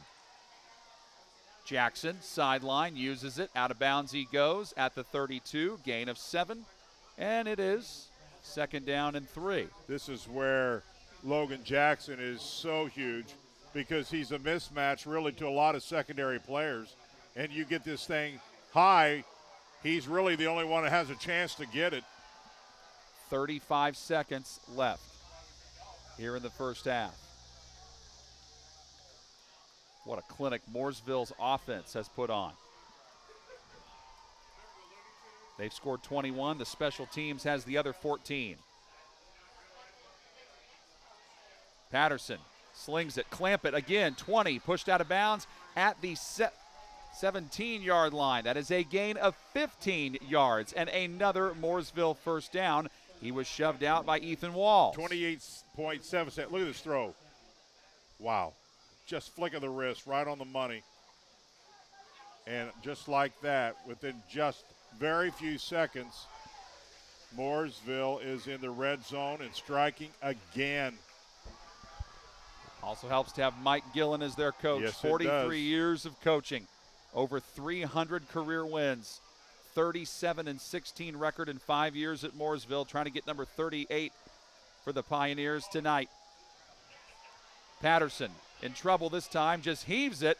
Nowhere to go, so he throws it out of bounds. Jackson, the intended receiver, stops the clock at 22 seconds. That was good secondary coverage by Danville. McMahon on the coverage. McMahon really nowhere to go. Wise throw that time by Patterson, just throw it out of bounds. Really nowhere to throw the football. Really good coverage that time by Danville. Also, Brian Wiest is back out there playing cornerback, so that cramp is. And Mooresville was just a very late flag here, just called for an eligible man downfield penalty. So that's 5 yards. and that backs them up from the 17 to the 22. All right. Well, I think a lineman probably thought he was going to start running. In the last second, he threw it. So 1st and 15 now. Patterson across the middle. There's a man complete at the 5, and he's shoved out. But still, that's Brimage making a nice catch. A gain of 17 yards, and that makes it 1st and goal. And maybe, the clock stops for the 1st down. Patterson back quickly, takes the snap, fakes, throws to the end zone, back corner, leaping up. Did he get both feet in? He only needs one. He only needs one, and he did. Yes, he did. Jackson for another touchdown. Are you kidding me? Logan Jackson for another Mooresville score. That is a D1 catch if I've ever seen one. As well covered as you can be covered, and that pass is still completed. I mean, he was so well covered. Only a absolutely perfect pass and a perfect catch. Had any shot because he only had one, really less than a foot of real estate to even get 1 foot in. Unbelievable play. 22 yards on that pass play. In less than 50 seconds. And there's still 9.5 seconds remaining. Major league play. Hauk for the extra point. Boots it through. 6 plays, 64 yards. In 38 seconds. And if you're Danville and you're the secondary coach or the defensive coach, you just can't complain about that coverage. There's really nothing more he could possibly do. He had him covered about as close as anybody could close. The ball was perfectly thrown. He had a little more length on him and just makes a spectacular catch, and that's just all there is to it. 42-21. Danville will get it back here, but they only have 9.5 seconds to work with and no timeouts. And if Mooresville, by the way, didn't have to use their timeout, that is about as good of a job, Jan, in terms of clock management for a drive that you can have. That's the coach. Yep. The coach knows how to do that. Of course, you got to have players that can execute under those circumstances, and certainly Mooresville has that. But that was just perfection. They absolutely got 10 and 15 yards per play, played the clock, played the out of bounds. That's a tough play for Danville after they just did so many things right. That just continues to show how good this Mooresville ball club really is. It's the second 22-yard completion for a touchdown from Nick Patterson to Logan Jackson tonight. Patterson, the real deal? I think you might be. Yeah. He is an amazing young athlete. He's still got more time to play, but boy, he just has really brought his game another level. I know he was really good last week, Jan, against that win against Lebanon, which I know you saw. Is he even better this week? Oh yeah, no question about it. Once he got more experience under his belt with his players, the thing for me, Johnny, he looks so comfortable. Yep. He is so comfortable playing the game. Squib kick, and Caden Collins just has to fall on it at the 14-yard line. 7.9 seconds. So you can wonder if Danville might try to throw one deep or maybe just take a knee and end the first half. You know, and you asked me that question to start the game off, and it literally would have took me a half-hour intro to say all the good things about this young man. I kind of wanted to allow the game to kind of describe what he can do, and we've seen so many things that he can and does do. He's so patient. He's calm. He's got more athleticism than a lot of quarterbacks I've seen. He literally has the strongest wrist I've seen in years. He can run the football. I mean, he really has the full package. I don't know that he's where he's at in the college search, but, man, how could you not want that? Payne opts to take a knee. That does it for the first half. The Mooresville Pioneers scored every time they had the ball in the first half. Nick Patterson put on a show, and Mooresville leads by 21 through 2 quarters of play. Our halftime show coming up when we come back on the ISC Sports Network.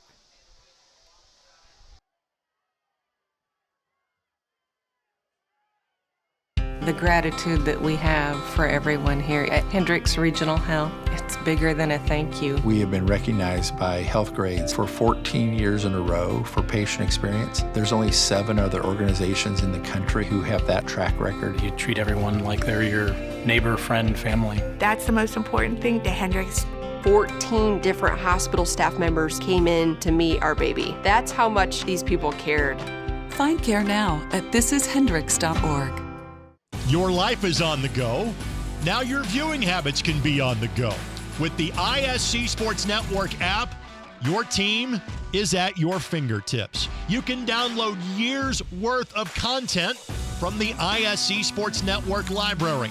High school, college, special events, weekly and monthly shows, wherever you find your favorite app. And you can always find out more information at iscsportsnetwork.com.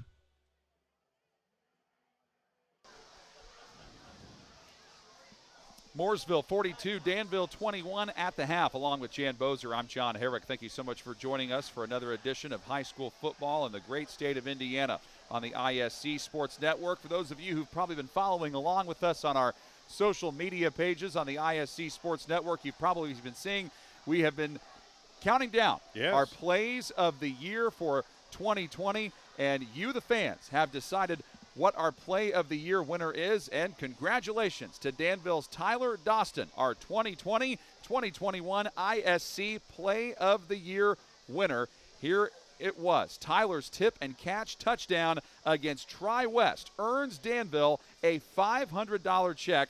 Thank you to all the Warrior fans and, of course, everyone else for voting this year on the play of the year for the ISC Sports Network. Jan, that was really something special from Tyler. It really was. It was one of those catches where concentration absolutely had to apply here because the ball was a little bit underthrown, tipped once, not twice, kept the feet in bounds. And, you know, I got to say something else. The voters were really smart this year.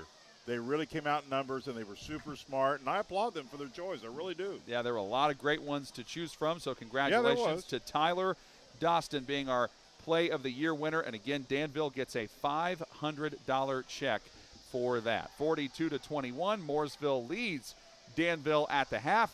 We will break down the first half when we come back in just a moment on the ISC Sports Network. It's time to supercharge your internet with ridiculous speeds up to 1 gig from Endeavor. Get ready for high gear downloads that power buffer-free streaming, gaming, sharing, and surfing. And fire up all your devices at once with reliable speeds amplified by the latest Wi-Fi equipment. Get on the fast track to a powerful online experience. Contact Endeavor and supercharge your internet today. Sports medicine at Hendrix is all about providing level of care that's unmatched. We've made our team deeper with surgical specialties. We have the best physical therapy staff in the state. We work very closely with the orthopedic specialists, and it really makes the treatment plan more seamless. In an environment that's small enough to meet your needs, but also large enough to have the tools to take great care of you. This is Hendrix. Find care at hendrix.org/ortho. Defining Looks is a full-service wig and hair salon. We offer shampoo, cut, color, and styling for wigs and hair. Whether your situation is medical or cosmetic, our goal is to help you every step of the way in this emotional process. Let Defining Looks help you create your signature look. Schedule a consultation at defininglooks.com. Defining Looks, located on Sagamore Parkway North, next to Home Depot. Your life is on the go. Now your viewing habits can be on the go. With the ISC Sports Network app, your team is at your fingertips. You can download years' worth of content from the ISC Sports Network library. High school, college, special events, weekly and monthly shows, wherever you find your favorite app. And you can always find out more information at iscsportsnetwork.com. Brought to you by Endeavor Communications. Business phone solutions, more than a phone system. Endeavor offers a hosted, unified communication solution that gives businesses the ability to be accessible anytime, anywhere, on any device. Find out more at weendeavor.com. This was a first half that was controlled by the Mooresville Pioneers from the outset. As you take a look at some of the first half highlights, here's what happened. Mooresville got the ball to begin the game. They went on a 10-play, 63-yard scoring drive, 3 minutes, 13 seconds off the clock. Logan Jackson catches a 22-yard touchdown pass from Nick Patterson, Extra point makes it 7-0. But then back comes Danville. 11 plays, 78-yard scoring drive, 4:28 off the clock. Cale Payne runs it in from a yard away. Then Mooresville gets a touchdown on special teams. 90-yard kickoff return by Gideon Brimage. Kick by the extra point made it 14-7. Then Danville had to punt it away, and Mooresville took advantage. 2 plays and 80 yards, 47 seconds. Patterson throws an 80-yard bomb to Logan Jackson. The extra point made it 21-7. Then after a Danville punt, 11-play, 85-yard scoring drive, 3:03 off the clock for Mooresville. Nick Patterson scores from 3 yards away.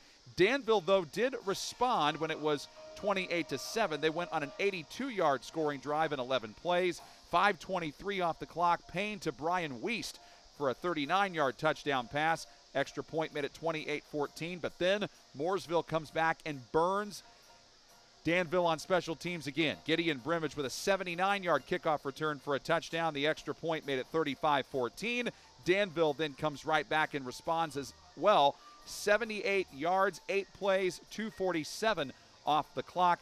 Payne to Wiest again. 27-yard TD made it 35-21. But then what was maybe the most impressive drive for Mooresville in that half, Jan, the last one, right before the half, 64 yards in 6 plays. All they needed was 38 seconds. And Patterson to Logan Jackson for the 3rd time tonight. So touchdown throws of 22 yards twice and an 80-yard strike. And look at here, there's the Patterson. Well, that was one that he actually overthrew for once, one of the few mistakes he made in the game. But then he comes right back, and on that late drive, that was one of the very big plays he made to get the ball out of bounds and stop the clock, and this was just picture-perfect execution by the Pioneer offense. It really was, and I think you make a good point here, because I think the defining moment, at least in the first half for Mooresville, was the last drive. It really showed the discipline and all the things you need to have in order to score a touchdown in less than 50 seconds, and that was just a Rembrandt. They absolutely painted that picture to perfection. They moved the chains, got the first down, stopped the clock, and then just a absolute perfect throw to end it with a touchdown.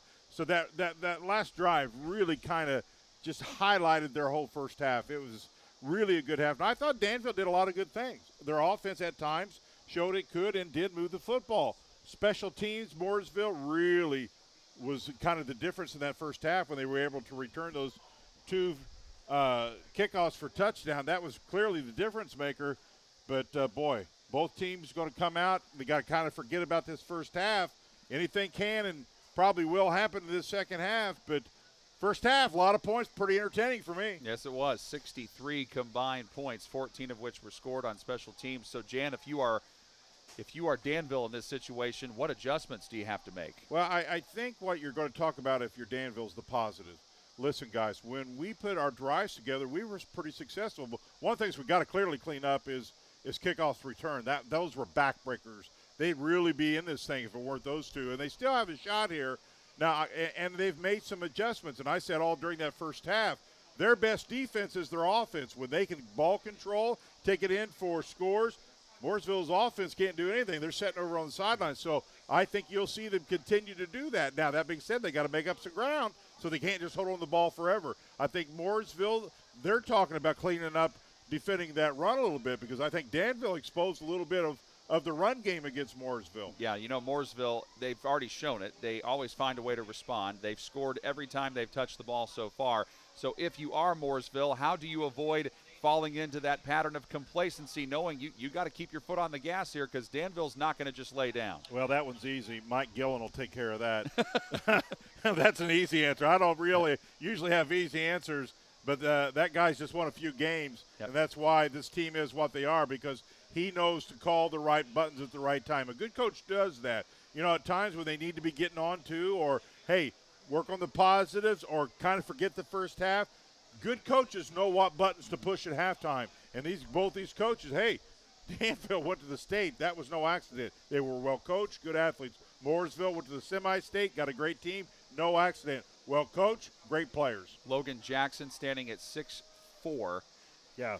If you're he's already caught 3 touchdown passes. If you're Danville, what do you do to try to defend a guy like that? Do you double him? How do you stop him? You can't double very much against Mooresville because he'll just pick you apart. Because if you're doubling somebody's going to be open, and he gets rid of the ball too quick.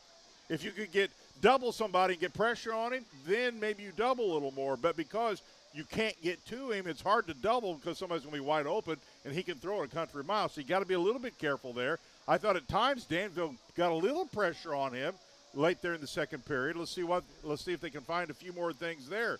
So all you can do for the most part if you're Danville is you gotta let people keep it, or try to keep them in front of you as much as possible, because if Mooresville gets behind you as receivers, that's tough. Yeah, looking at that last drive for Mooresville, it's just so many key plays here. Patterson to clamp it. They got out of bounds, and they made the sideline their friend, and really made sure that they didn't have to use that timeout. Again, there's Jackson with another reception. He's the one who pays it off with a touchdown, and just 2 guys near him right there, Jan, and he still finds a way to catch it and get out of bounds. This is good coaching from a lot of different perspectives. Danville knows, or I should say Mooresville knows, that Danville has to play deep. They have to protect deep. So underneath is probably going to be a little more open, and it's hard to cover everything defensively. You just can't. And so Mooresville took advantage, A, of their athletes, and B, of the situation, and that's how they were able to get that score under 50 seconds. It is our Endeavor Communications halftime show, and at the half, Mooresville 42, Danville 21. We'll have the second half from Danville when we return in just a moment. You're watching the ISC Sports Network. The gratitude that we have for everyone here at Hendricks Regional Health, it's bigger than a thank you. We have been recognized by Health Grades for 14 years in a row for patient experience. There's only 7 other organizations in the country who have that track record. You treat everyone like they're your neighbor, friend, family. That's the most important thing to Hendricks. 14 different hospital staff members came in to meet our baby. That's how much these people cared. Find care now at thisishendricks.org. Food, shelter, fast Wi-Fi. It's all we really need. Good thing Endeavor has the fast, reliable internet it takes to power all the Wi-Fi hungry gadgets in your home. All at once. With speeds up to 10 gig, get smooth HD streaming video, gaming, music, and surfing, all with no waiting, no buffering, no kidding. Call or click WeEndeavor.com and upgrade to Indiana's fastest internet today.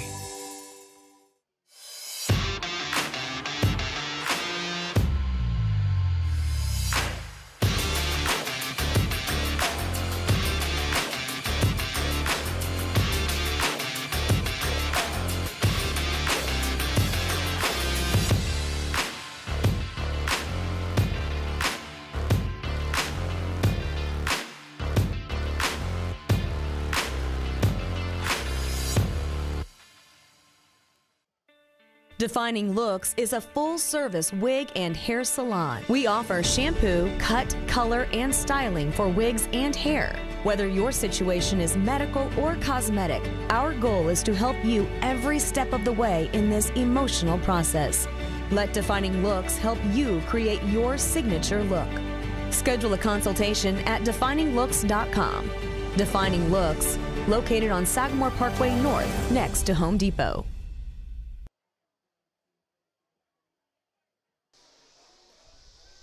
(42-21), Mooresville leads Danville at the half, along with Jan Bozer. I'm John Herrick. A great night of high school football across the great state of Indiana. Of course, a busy night for us on the ISC Sports Network. We always have 3 games that we bring you every single Friday night. And one of them, though, a little bit of a situation here, Jan. This is interesting. Apparently at Lawrence Central, because of lightning and thunderstorms in the area, the stadium had to be evacuated. So the game is undergoing a weather delay there. So if you're watching and you happen to purchase the pay-per-view stream on the ISC Sports Network, don't worry. That will resume once the game restarts. And for those of you that might be watching on MyIndy TV or ISC, the same thing. They'll return to the broadcast once the weather exits the area and the delay is lifted. So what part of the state you're in, Jan, you're gonna have 2 things this time of year: either heat and humidity or thunderstorms to contend with. Well, I was telling you last night at my house, I seriously thought I was going to be Dorothy the Second because the storm that hit, I live in Noblesville, and the storm that hit us dumped literally 2.5 inches of rain in less than 30 minutes, and it was gale force winds. I was just hanging on. I didn't know if the house was going to stay put or not, but boy, just like that, when you got 94 degrees and high humidity, those thunder clouds can kick up at a moment's notice, so everybody just stay safe. And also we had the cramping issue with Brian Wiest there in the first half. Honestly, I'm surprised we haven't had more of that. Fortunately, we've not had a lot of it. Now, a couple players have come out, but to your point on that, John, that tells you how well conditioned these guys are. Yeah, because teams that aren't in great condition right now, you'll see cramping up like crazy. Also, keep in mind, we are proud to bring you lots of games on the ISC Sports Network next week. We'll be. Where are we at next week, John? Next week, you and we will be, I believe that is Lawrence North against Lawrence Central. I like it. So rivalries. That's a big Mick game right there. I like it. And then after that, I know September 17th, you and I will be back together again. And then September 24th, Winchester at Tri. So North Putnam against South Putnam is on the 17th. So I've had that game before. That's a fun game as well. That's just a classic rivalry. Yeah, it one. really That's is. Kind of like I Lawrence love North, rivalries. Lawrence Central. Yep. Oh yeah. A lot of fun. A lot of good games coming up. It is the 3-minute warm-up period at the half.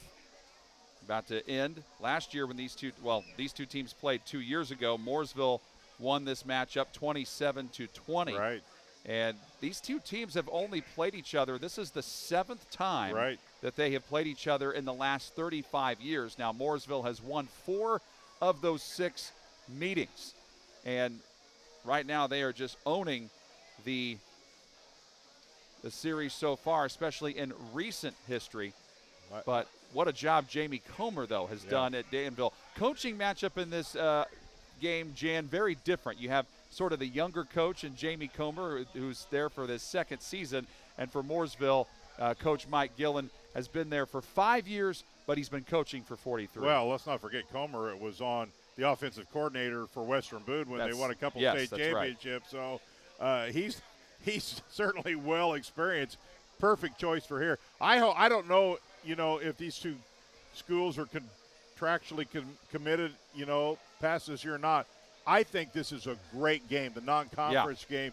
Win or lose, when you play this game, it's going to be a tough game. And it's going to challenge you in a lot of ways that you're going to need down near the end of the season. So I hope this game continues on both their schedules because it's a really, really good, interesting game every year. Well, that is what Coach Jamie Comer told me earlier in the week. He said, as a program, we want to challenge ourselves in non-conference games, of course, to prepare themselves for the conference and eventually the postseason. And he even said this week, Mooresville poses a ton of challenges, but here's the thing. He said it's going to force our players to play their best football. And if they're not quite there, it's going to force them to elevate their game, and I think that's exactly what we have seen so far in this one. I've always believed the team only gets better by how they're challenged. Mm-hmm. It's all about wins or losses as a coach. You don't stay employed if you can't win. But that being said, the big prize is at Lucas. In order to get there, you've got to get better each week. And sometimes you have to do that even in defeat, and you're going to be playing a good team. So I love teams that really challenge their schedule a little bit. You don't have to have the greatest team every week, but for the most part, your preseason, you can't do anything about your conference. That is what it is. But preseason is to really challenge your team to get ready against good competition. A, for your conference, and then B, down to tournament time when it all really counts. Fantastic atmosphere. Both student sections have been rowdy. Mooresville group made the trip over and have turned out very well. Of course, Danville with a big home crowd too, but it's been a lot louder on the visitor side, as you can probably imagine by the score. It's a very comfortable 79 degrees now, John. Yep. And it was a mere 11 degrees cooler than when we started. It's a gorgeous night now. We had a really nice sunset with the sun dipping behind the clouds. That orange beam off the sky was really neat. Yeah. Of course, our camera crew got great shots of it on the extra point attempts that we had in that first half. Well, I'll tell you, Danville's going to get the ball here, and, of course, that's why they deferred. And I think this will be as big a possession as they may have all game. What did they learn in the first half? They did some really good things. What can they do coming out of halftime here to get something going, to get themselves right back in this game? Let's see what they do. Kenny Curry to kick it away. Wiest is back deep for Danville, and so is Brayton McMahon. Right leg into the ball, and the second half has begun. Whoa. So one thing I'm noticing after Kenny Curry sort of had some issues with those, look like those deep on side kicks, Jan, he's opted to say, forget that. I'm going toward the end zone now. I'm thinking B, if I'm him and the coaching staff, if he's got that type of leg at times, I'm going, you might want to produce that as much as you can, because if you can pin a team back, that certainly is a good thing.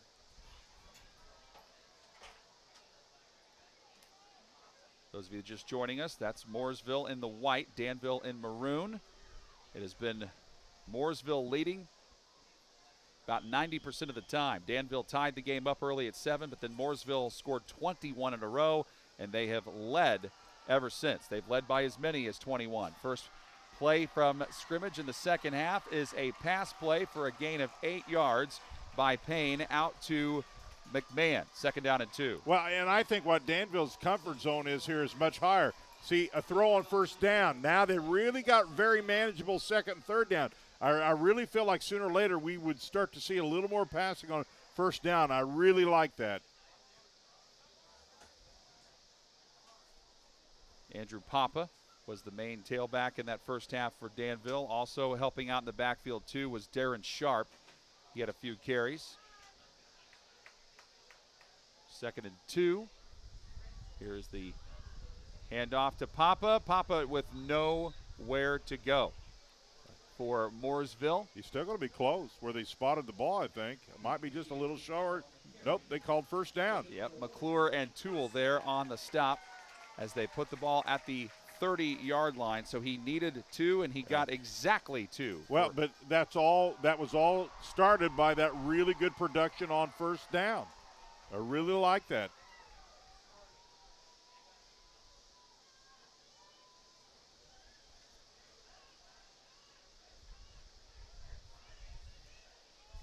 Tyler Dostin, Brayton McMahon. Out to the right. Here's swing pass, and that's only a gain of 1. Catch was made by McMahon, but then he was knocked down hard by Mooresville's Hogan Denny and Ashton Holtzclaw. So well, second and 9. It may have only been a gain of 1, but I think what Danville wants to do here is try to stretch the field a little bit to open it up even more for their running game. So while maybe it was only a yard of production, I really think what they're trying to do here is get a little more in stretching this field. Try to go east and west a little more.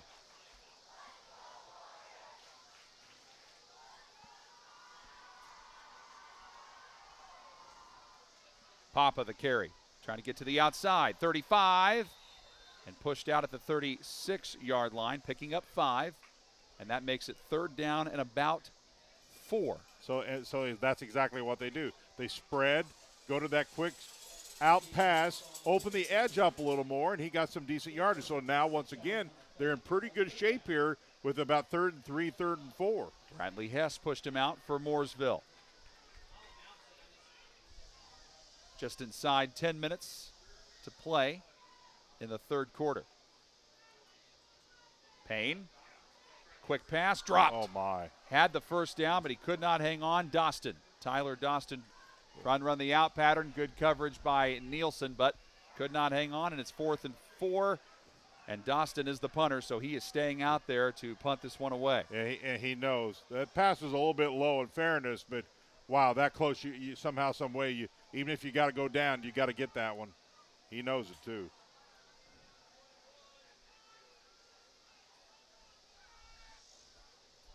Rimmage is back deep. Dostin gets it away. Bounces at the 40 and doesn't probably take the hop that Danville wants, and they just get somebody down there to down it real quick. And the man who does that is Christopher DiBenedetto, a 6'3", 170-pound junior. So, 1st and 10 for Mooresville from the 39-yard line. And it's been, unfortunately for Danville, a lot of small things at times that has, kind of stalled their drives. That was a pass that should have been caught. Very well could have been a first down to keep that drive. And they've had a couple of those tonight. And against a team like Mooresville, you've got to find a way to make those plays. Now you've let this offense get back on the field to see where Mooresville's at offensively here. That was 25-yard punt, no return. Nick Patterson at quarterback has been sensational. Calls his own number, runs out to the 49. Should be enough for a first down. If it's not, it's going to be 2nd and short. And they say he got 9, so it's 2nd down and about inches. It just doesn't seem to me, no matter what he does, whether it's look in the pocket, whether he's running, whether he's passing, he just does it easy. It's like there's just a glide to him. That was 9 yards. It just looked like he didn't even make much effort, and he did.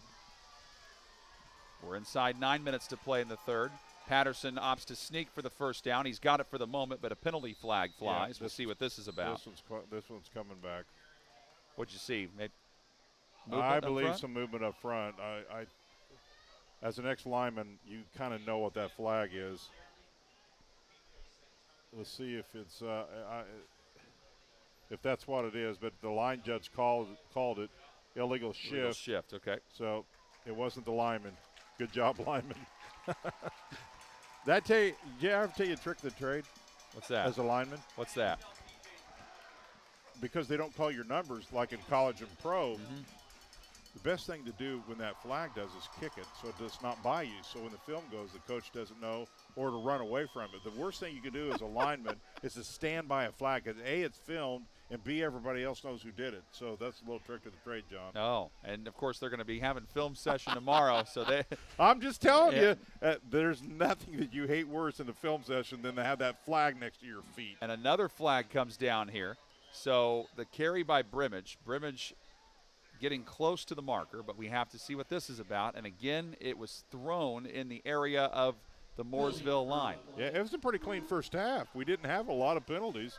And now all of a sudden we're starting to see flag. There's the illegal shift again. The backfield's not getting set is what's happening. You got two people moving at the same time. Danville crowd loving this, getting loud, and now you have 2nd down and 11 as you back up. I don't recommend kicking the flag because that'll cause another flag. But I'm just saying if you accidentally touch it, that's a different animal. You just sort of maybe glide it with your foot. Oh, I'm sorry.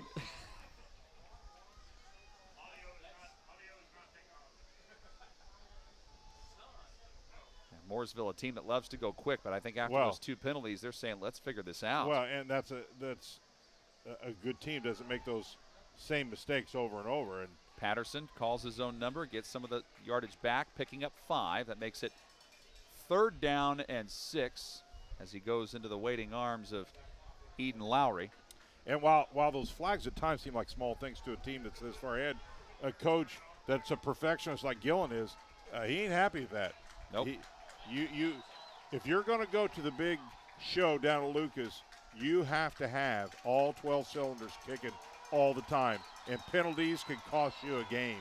3rd down and 6. Patterson rolling, looking, fires, caught. 1st down at the 45. That's Clampett breaking loose. He's at the 30, spinning, still going. 25, maybe. Stays on his feet. Clampett to the outside. You're kidding me. Clampett is scoring for Mooresville. Johnny Clampett, the senior wide receiver, juking everybody out for the touchdown. And I call that a desire to find the end zone. Those are receivers. There's a kind of a stat that nobody keeps track of is yards after the catch. Now, first of all, what he does here is he does what a receiver should do, is comes back for the football. He sees his quarterback's in a little bit of trouble, so he stays around, comes back for the football to make sure he has somewhere to throw it. And then after he gets the football, he just has that unique desire to find the end zone, and indeed he does. 56 yards on that touchdown pass. Houck for the extra point. He drills it. It is 49-21. Mooresville. Back in a moment on the ISC Sports Network. Your life is on the go. Now your viewing habits can be on the go. With the ISC Sports Network app, your team is at your fingertips. You can download years' worth of content from the ISC Sports Network library. High school, college, special events, weekly and monthly shows, wherever you find your favorite app. And you can always find out more information at iscsportsnetwork.com. It doesn't hurt that I bag for volts. Sports medicine at Hendricks is all about providing level of care that's unmatched. We've made our team deeper with surgical specialties. We have the best physical therapy staff in the state. We work very closely with the orthopedic specialists, and it really makes the treatment plan more seamless. In an environment that's small enough to meet your needs, but also large enough to have the tools to take great care of you. This is Hendricks. Find care at hendricks.org/ortho. Well, the Mooresville Pioneers have touched every single time. They've scored every single time they've touched the ball, and they just did again. 3 plays, 61 yards, 2:12 off the clock. Johnny Clampett with an unreal catch and run for 56 yards from Nick Patterson to make it 49-21 Mooresville, their biggest lead of the night. And while we talk about the quarterback an awful lot, and rightfully so, these receivers are really good, and they have that unique knack about knowing how to get to the end zone and making plays to get to the end zone. So, wow, when you have that combination of that many good receivers and a quarterback, that's a great combination to have. Houks kickoff this time shy of the end zone. And a good return by McMahon from the 11 to the 31 for 20 yards as he is tackled on the return by Ashton Holtzclaw. But Danville starts from their own 31, down 49-21, 7:22 still to play in the third quarter. Yeah, and I know what Danville's not going to do and look at the scoreboard. They just continue. They've got to continue to come out here and execute and work on some things here, and they've just got to get better. They knew Mooresville was going to be a challenge and a big, good game. This is one game, only game 2. Just continue to fight to get to that end zone. Pitch to Papa. Papa evading one guy, goes down at the 33, picking up 2, second down and 8. Good pursuit by Gavin Toole and by Holtzclaw. And the key here is these seniors, they've not really been in this situation much until the last game of the state last year where they seen defeat. So they're not used to this. So they're going to be challenged here mentally a little bit. This is not anything that they're used to or want to. So they're going to rise to the top here, and they're going to get better, and they're going to show these young kids, you know, what Danville football is like in the long term, not the short term. Danville won every one of their games they last year by double digits, except for the last one where they lost by double digits, and that one goes to the 39 by in style they won. Yeah. Gain of 6 on that run, tackled at the end by Luke Bullock, and it is third down and about 4. Yeah, and you mentioned it earlier. Mooresville's a 4A ball club, and Danville's a 3A, so they're not going to meet Mooresville down the road in the playoffs anyway. So this is a great challenge, really, for both ball clubs. We are about midway through the third quarter. Danville in bad need of a score. They punted on their opening drive of the third quarter. Payne in trouble. Scampers out of bounds. He's near the sticks, waiting for what the ruling is from the officials. They say he's just beyond it at the 43. He needed 4 yards, and he got it. First and 10 for Danville. Yeah, it was a good decision on his part. And the thing that really stuck out to me last year when I seen him so many times was how smart he is in his decision process and knowing what to do and when to do it. And that play there really showed how quickly he does make great decisions on the field. Payne to Papa. Papa nowhere to go. Buried at the 44-yard line for a gain of a yard, and there is Luke Bullock again. How many times you called his name? A ton. A bunch. A senior defensive lineman, showing why he's one of the senior leaders. Yes, sir. He is the real deal. He had a phenomenal game last week against Lebanon. He was everywhere defensively. 2nd down and 9 for Danville. They tied the game, and then after they tied it, it's been all Mooresville. And he gets as much out of his body as anybody I've seen. Payne with immediate pressure, floating up a screen to Papa to the midfield stripe. Okay. There's Bullock again. I'm going to tell you, I hope we get to see this. Watch him read this play. This is the sign of a really good defense. See, all of a sudden he reads screen. And so to keep going, he comes back and makes the tackle. That is amazing read by a defender because he was 5 yards into chasing the quarterback, immediately read the screen, comes back and still makes the tackle. That is a gain of 7. It's 3rd down and about 3 for Danville.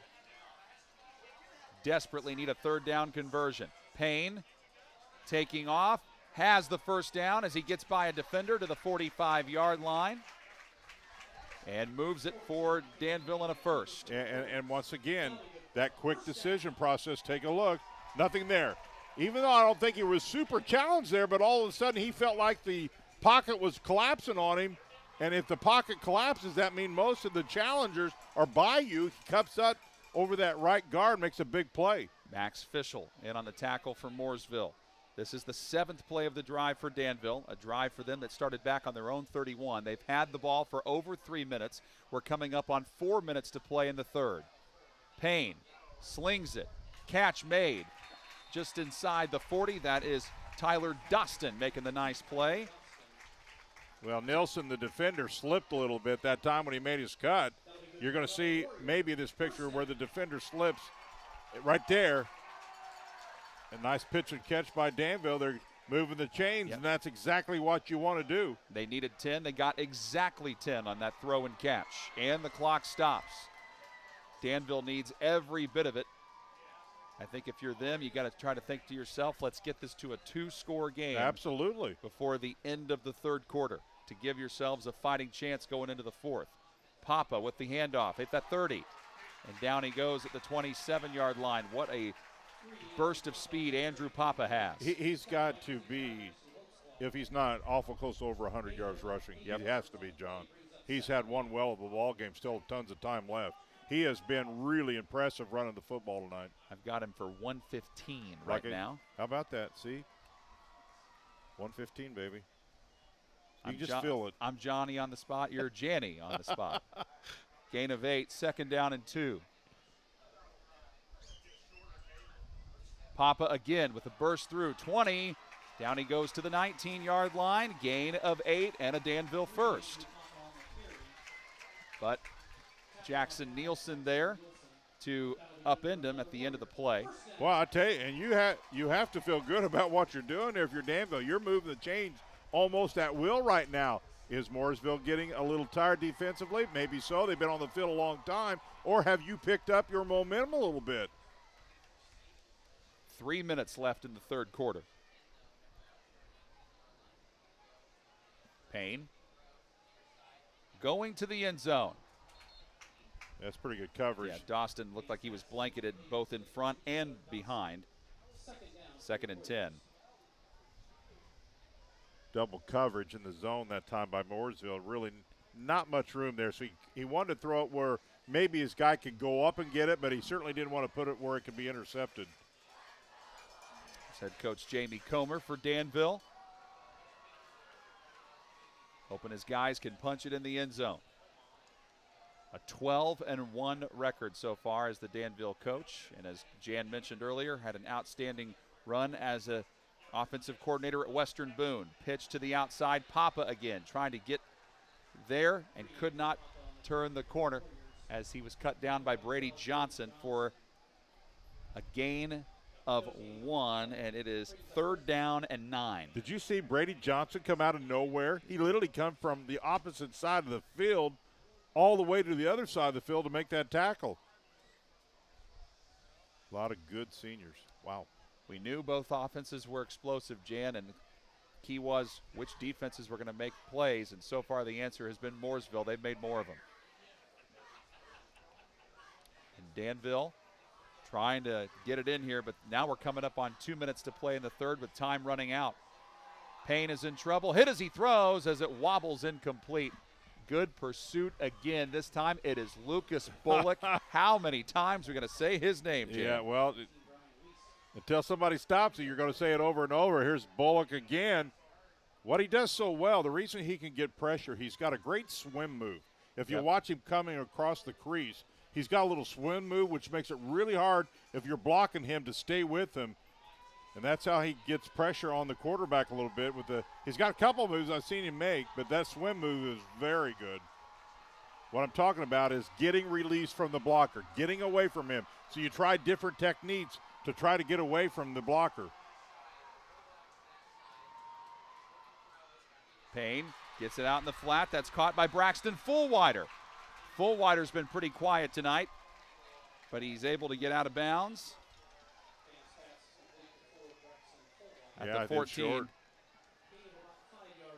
Yeah, he needed 9, and he got 5, so that makes it 4th down and short, and I think they're going to go for it anyway.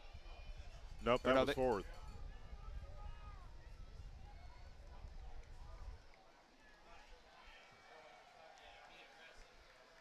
So that is a turnover on downs for Danville. There you go. So Mooresville gets the ball back, and that's back-breaking, Jan, because that is a 12-play drive. And it was so well execution was good. They had momentum. They had rhythm. Just wasn't able to cash in down there in the red zone. So it's a good red zone defensive stop for Mooresville. And that's a drive that went 6 minutes, and they were not able to score. So now Mooresville, they love to throw the ball. Now they're thinking, let's try to run the ball as much as possible. And this is where it is Gideon Brimage. We might see him really start to take over. He's already got 2 kickoff returns for a touchdown tonight, and he moves forward to the 18 for a gain of 3, tackled at the end of that play by Jalen Poole.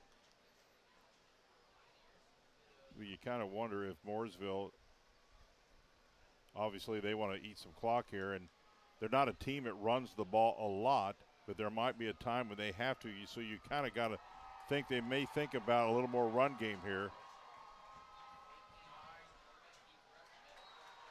And there is Patterson keeping it to the 21-yard line, gain of 3. Just under a minute, John. Yep, and that thing is it keeps the clock moving. 3rd and 4. They do have to run at least one more play before the quarter ends, and we're at 50 seconds remaining in it. What a gorgeous night. Mooresville side completely packed, Danville side packed. Man, I missed this so bad last year. It was. I had to come here a couple times to empty fans, and no fans in the stands, and it was, you know how much Danville loves their football here. You just know they didn't like that at all. And they're not going to like this either. They give up a 3rd down conversion to Jackson. Logan Jackson, who continues to have an outstanding night for Mooresville. Yes, he is the big-time receiver. Ethan Walls tackles him, but not before he gets a 1st down. And I've said it before, I'll say it again. He is such a mismatch because of his size, his length, and he's got deceiving speed. We've seen him in the open really turn on some speed, too, for that size. And that is a gain of 10.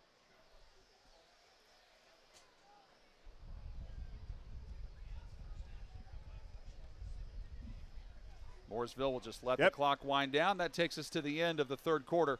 Mooresville led by 21 at the half. They lead by 28 now as they try to close it out in the 4th. Back in a moment on the ISC Sports Network. Irritated by your internet provider? Have no fear. Endeavor is here with eForce high-speed internet. Download speed? No problem. Download an HD movie in seconds with our remarkable gigabit speed. Endeavor not only provides the latest fiber optic technology, we're also here to help you use it. We also provide television, wireless, security, and telephone services with outstanding local support. Give us a call or visit weendeavor.com to see if you're in our service area. Endeavor Communications. Technology for real people. Defining Looks is a full-service wig and hair salon. We offer shampoo, cut, color, and styling for wigs and hair. Whether your situation is medical or cosmetic, our goal is to help you every step of the way in this emotional process. Let Defining Looks help you create your signature look. Schedule a consultation at defininglooks.com. Defining Looks, located on Sagamore Parkway North, next to Home Depot. Tonight's broadcast brought to you in part by Endeavor Communications. Endeavor Communications offers a variety of internet speeds that fits your family or business needs. Surf the internet faster than ever before with internet speeds up to a gig. Contact them at weendeavor.com for more information. Well, regardless of what side of the ball you're on here, John, coaching staff always wants to challenge their ball club to finish strong.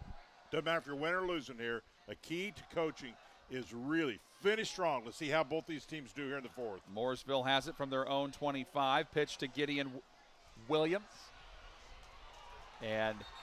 Gideon Brimage. Brimage running out to the right side, and that's a big gain, but the flag came down near the Mooresville offensive line. Looks like we are probably going to be bringing this one back. Brimage has had an outstanding night. We probably don't talk enough about him. I mean, he is a solid athlete. 90-yard return for a touchdown on a kickoff, 79, but this 79 one as well. This one's coming back.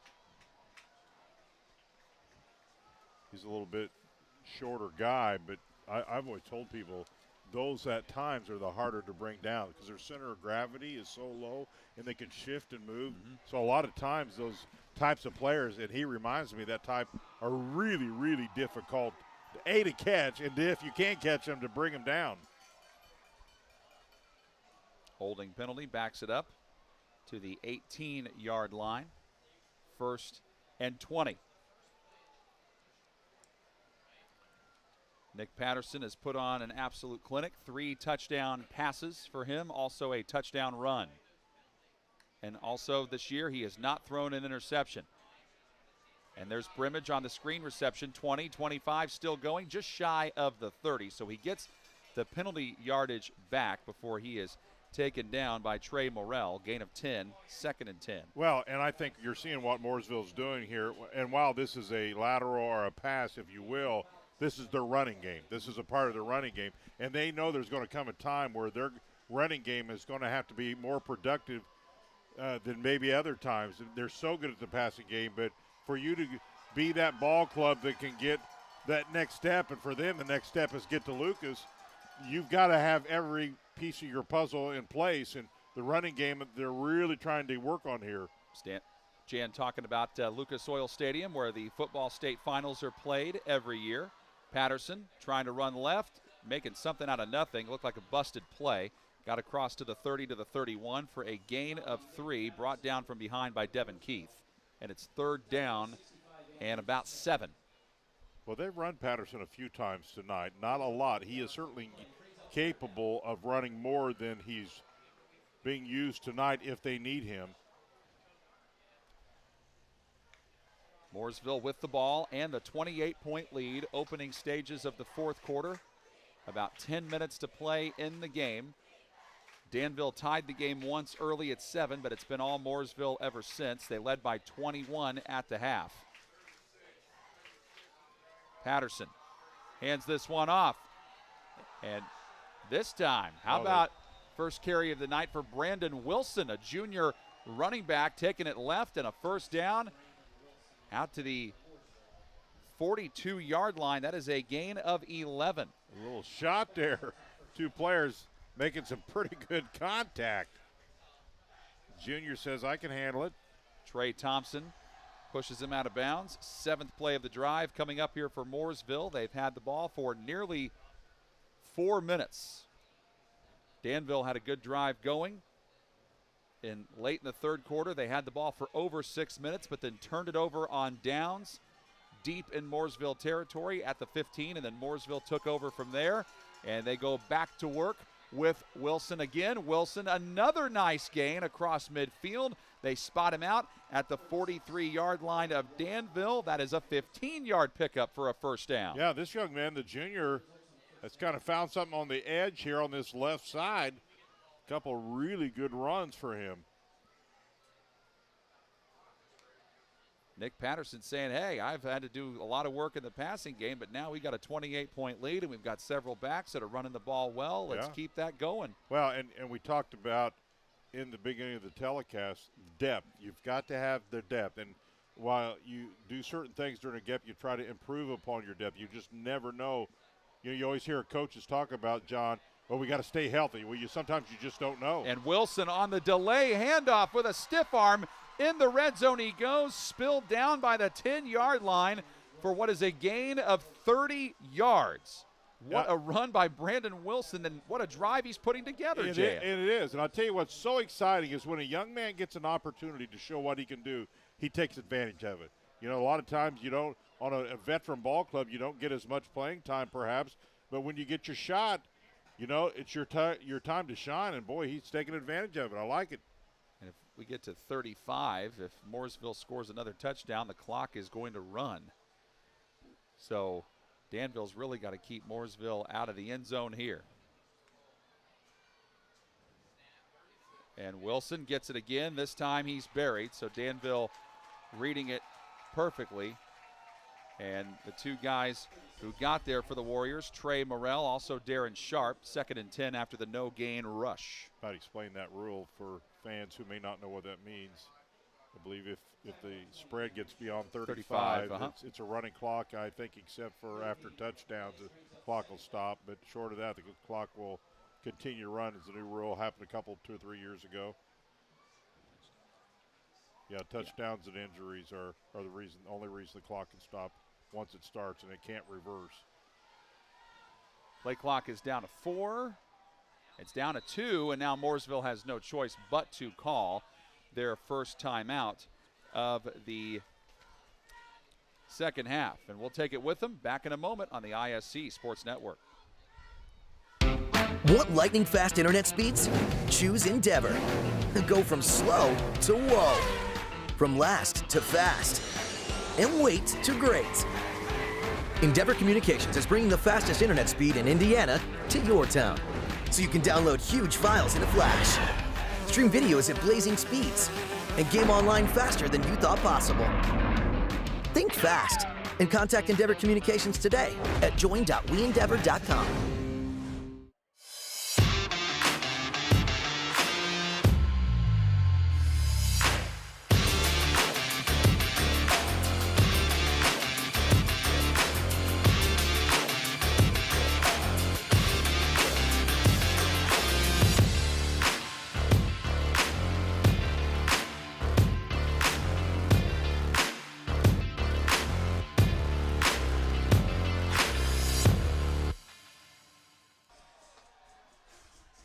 Don't forget, you can stay connected to ISC all season long by downloading the ISC Sports Network app from your favorite app stores. Watch all the games live or from the archives. The ISC Sports Network. Local lives here.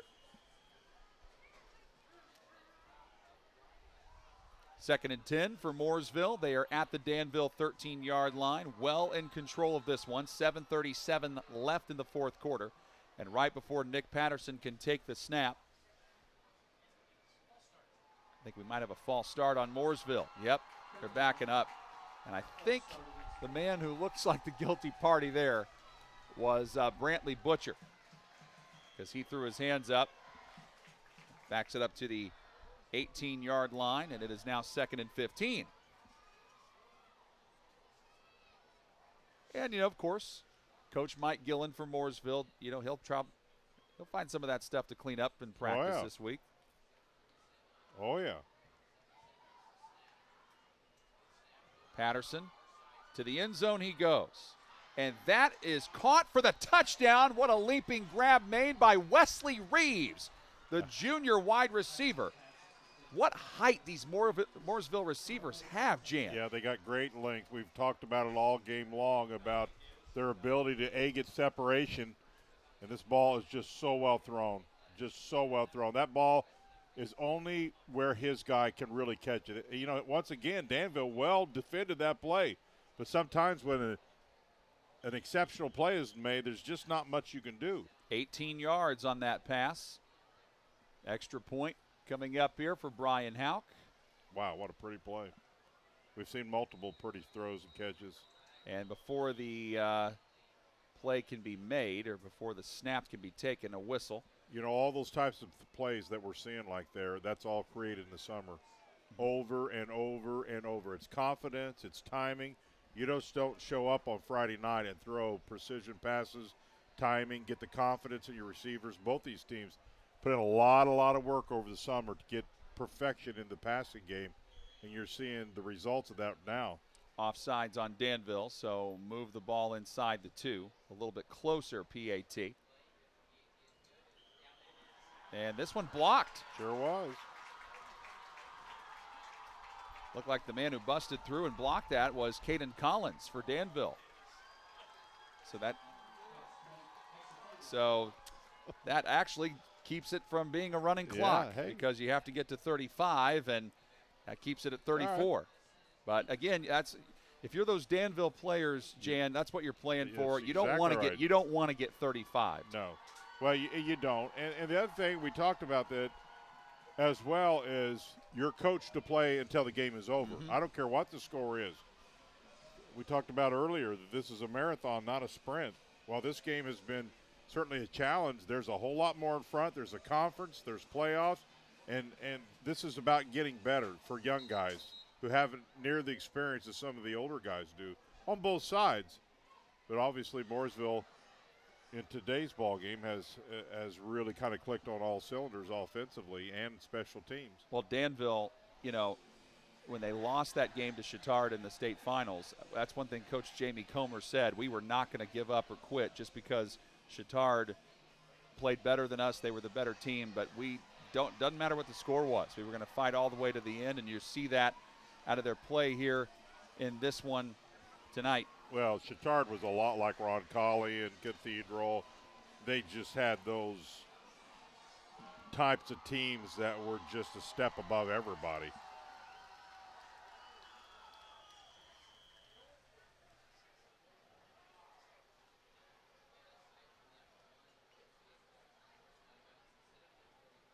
About that drive for Mooresville. 10 plays, 85 yards, 6 minutes and 18 seconds off the clock. I'm taking a wild guess that may be it for Patterson tonight. I think it might be. Here is the kickoff from Curry. It's a short one, but not much room to work with. Good tackle on special teams made by Jackson Nielsen as Greenfield comes up with the return and just did not have much room to work with. I'm getting a lot of updates around the state. There are a lot of games. They're in lightning delays now, so we're pretty fortunate we've been able to get this thing going tonight. 7:25 left in the fourth quarter. Danville gets to begin this drive from their own 33, trailing 55-21.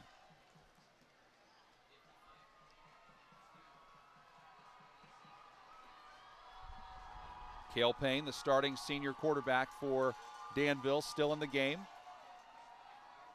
And Andrew Papa's been the bell cow back, gets it again. Only got to the 34. Officials saying he got a yard, and that's it. 2nd down and 9. Well, and if you're Danville here, you're going to keep a lot of your starters in because this is great, if you will, big time, not practice, wrong word, but it's great time for them to get better against really good defense. So you're going to use this time to help your offense get better. So a lot of people go, why aren't they taking their, some of their first teamers out? And they may still do that, but this is still a lot of good time to get better. And there's also still a lot of time left in the game. Oh, yeah. 6:40 to play. Payne. Completion. Full wider, fighting forward to the 42-yard line. Two guys there for Mooresville. And I think Danville's going to walk out of this game tonight understanding that their passing game may be better than they thought it was. They certainly have the quarterback, but some of these young receivers I think have played pretty well, and I think they're going to continue to get a little bit better, a little more confidence using the passing game to hopefully be a little more balanced. When you think about Danville, you always think about balance. I mean, last year, they were so balanced, so difficult to defend. That's a gain of 6, and it's 3rd down and 3. And right before a whistle and a false start on Danville. So 3rd and 3 just became 3rd and 8. Well, next week, some interesting games. Both these ball clubs. Mooresville will be home for the first time. They'll play Plainfield. Plainfield had a really good last year. Don't know quite where they are this year. And I think you may have talked about Dansville. They'll play Lebanon, who's right now trailing Zionsville 30-2. So Lebanon's only scored 2? Yeah. That's not a football score. Yeah, Lebanon's a pretty young ball club. They're really young this year. And, of course, they played so few games last year. They kind of got caught in that where they weren't able to play a lot of games. And so they're still trying to recover from that and have a lot of young players. And before the snap can be taken, a whistle. Delay of game on Danville. Danville will be back here next week. So a false start, then a delay of game, and 5:23 to play in the contest. Payne coming over saying, what are we doing here? I'm taking a wild guess saying Plainfield coming to Mooresville, the place is going to be packed. I'm just taking a wild guess. Yep, I think you're probably right. I did some games at Mooresville, and they like here at Danville. Those people love their football at Mooresville. 3rd and 13. Payne almost drops it. Goes deep. Man, they're in double coverage. Incomplete. Wow. Nearly a catch for Fullwider. What an effort, and that's great sportsmanship right there. And that's saying a lot of things. He's going, man, you had me on a step, and you just about made a world-class catch with one hand there on top of it. What an effort. And that's what you're looking for from a coaching staff. You know, down the stretch here in the 4th period, are you giving everything you got? And, boy, he laid it out there and just about was able to get that thing hauled in. Tyler Doston on to punt it away on 4th down. Of course, the special teams killer, Gideon Brimage, is back deep to receive. And the other man there is Hogan Denny. And they away from Brimage this time as the ball rolls out of bounds on the punt to the 40-yard line. So that is a punt of 30 yards, no return. Mooresville will get it with 5:08 to play. Tonight's broadcast brought to you in part by Defining Looks Wig, Hair, and Nail Salon, where they can assist you with a wig for your hair loss needs due to COVID-19, any medical conditions such as cancer or age-related thinning hair. They're also certified in toppers, wigs for kids, and children with hair loss. Find them at defininglooks.com or on Facebook and Instagram. I've been watching those commercials. I come from a hair salon family. My mother was in the business for 35 years. My sister was a hair beautician, so I know a little bit about that. Those were awesome. I sit there and watch them all night long. Those are great, great quality things. Wigs, I should say. So I know a little bit about that. Been in the beauty business most of my life. I was the guy that had to sweep up all the hair. It's what I got to do. Oh, really? Oh, yeah. Growing up, that's all I did. Well, it's how you keep a clean barbershop, though. Somebody's got to do that. Yep. Big-time beauty business.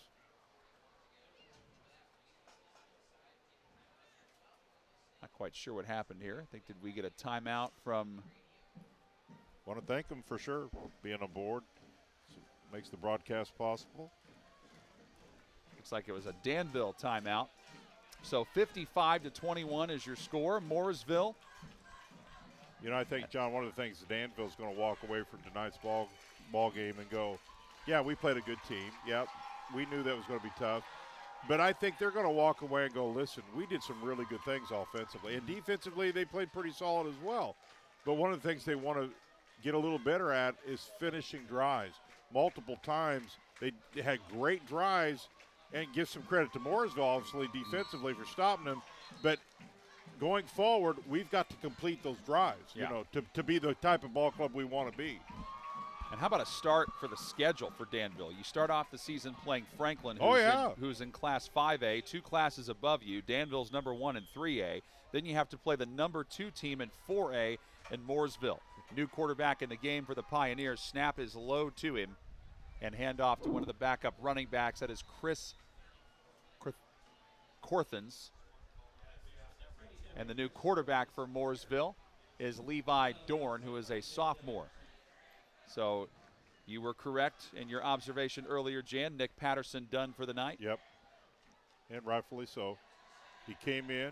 He was prepared well, executed.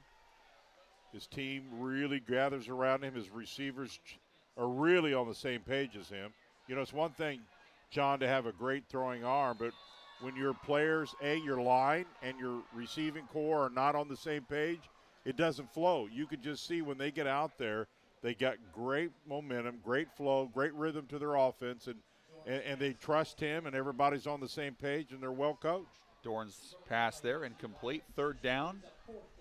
Or that was third down, excuse me. Now it's fourth down.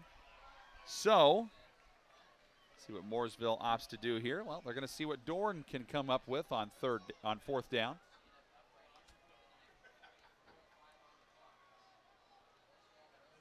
He's backing up a little further. Yeah, I was going to say, now I think he might pooch it. Yep.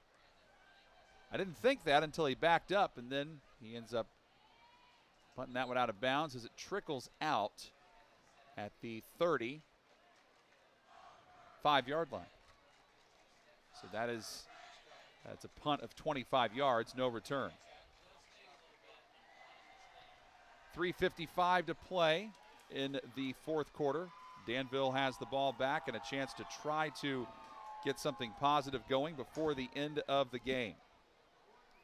Stay tuned because our Hendricks Regional Health postgame show comes up. You know, great look at the coach for Mooresville there in your picture. And boy, what a privilege for both of these ball clubs to be able to have coaches like they have. Those are just two very, very quality coaches. Yep, Jamie Comer for Danville, Mike Gillen for Mooresville. Handoff up the middle. Back up running back into game, making a nice play out to the 45-yard line. Good run there by Sean Robinson, 5'10", 170-pound sophomore to the 46 of Mooresville. That is a gain of 19 yards. Yep, sophomore says, let me have the ball. I'll show you what I can do. And it's always exciting, especially, you know, when you're young, you get a chance to come into the varsity game and, you know, get to show what you can do. Friends and family in the stands, and they get excited when you do something like that. Looks like, I wonder if we still have Payne in the game. Yes, Payne is still in at quarterback. There he is again. Sean Robinson to the 39-yard line, picking up 7 yards. Corbin Baker on the Mooresville stop. 3:05 left in this one, John. It's been a lot of fun. It has been. It's been a good game. It's both teams, I think, will walk away with here learning a lot about their ball club. Good crowd, great atmosphere, beautiful night for football.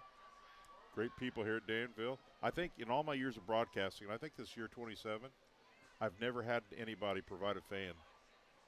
They did. Yeah, I know. Danville did. They did provide an. I appreciate it. With 92 degrees when I walked in here. And Robinson with another nice carry, this time to the. In fact, we had 2 fans for a while. They said that was overkill, so I'll get 1. Yep.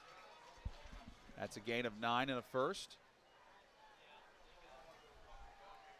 I want to thank our ISC crew. Oh, they've great, been fantastic. Great tonight. camera work. People down in the truck doing their job. Everybody, great job tonight.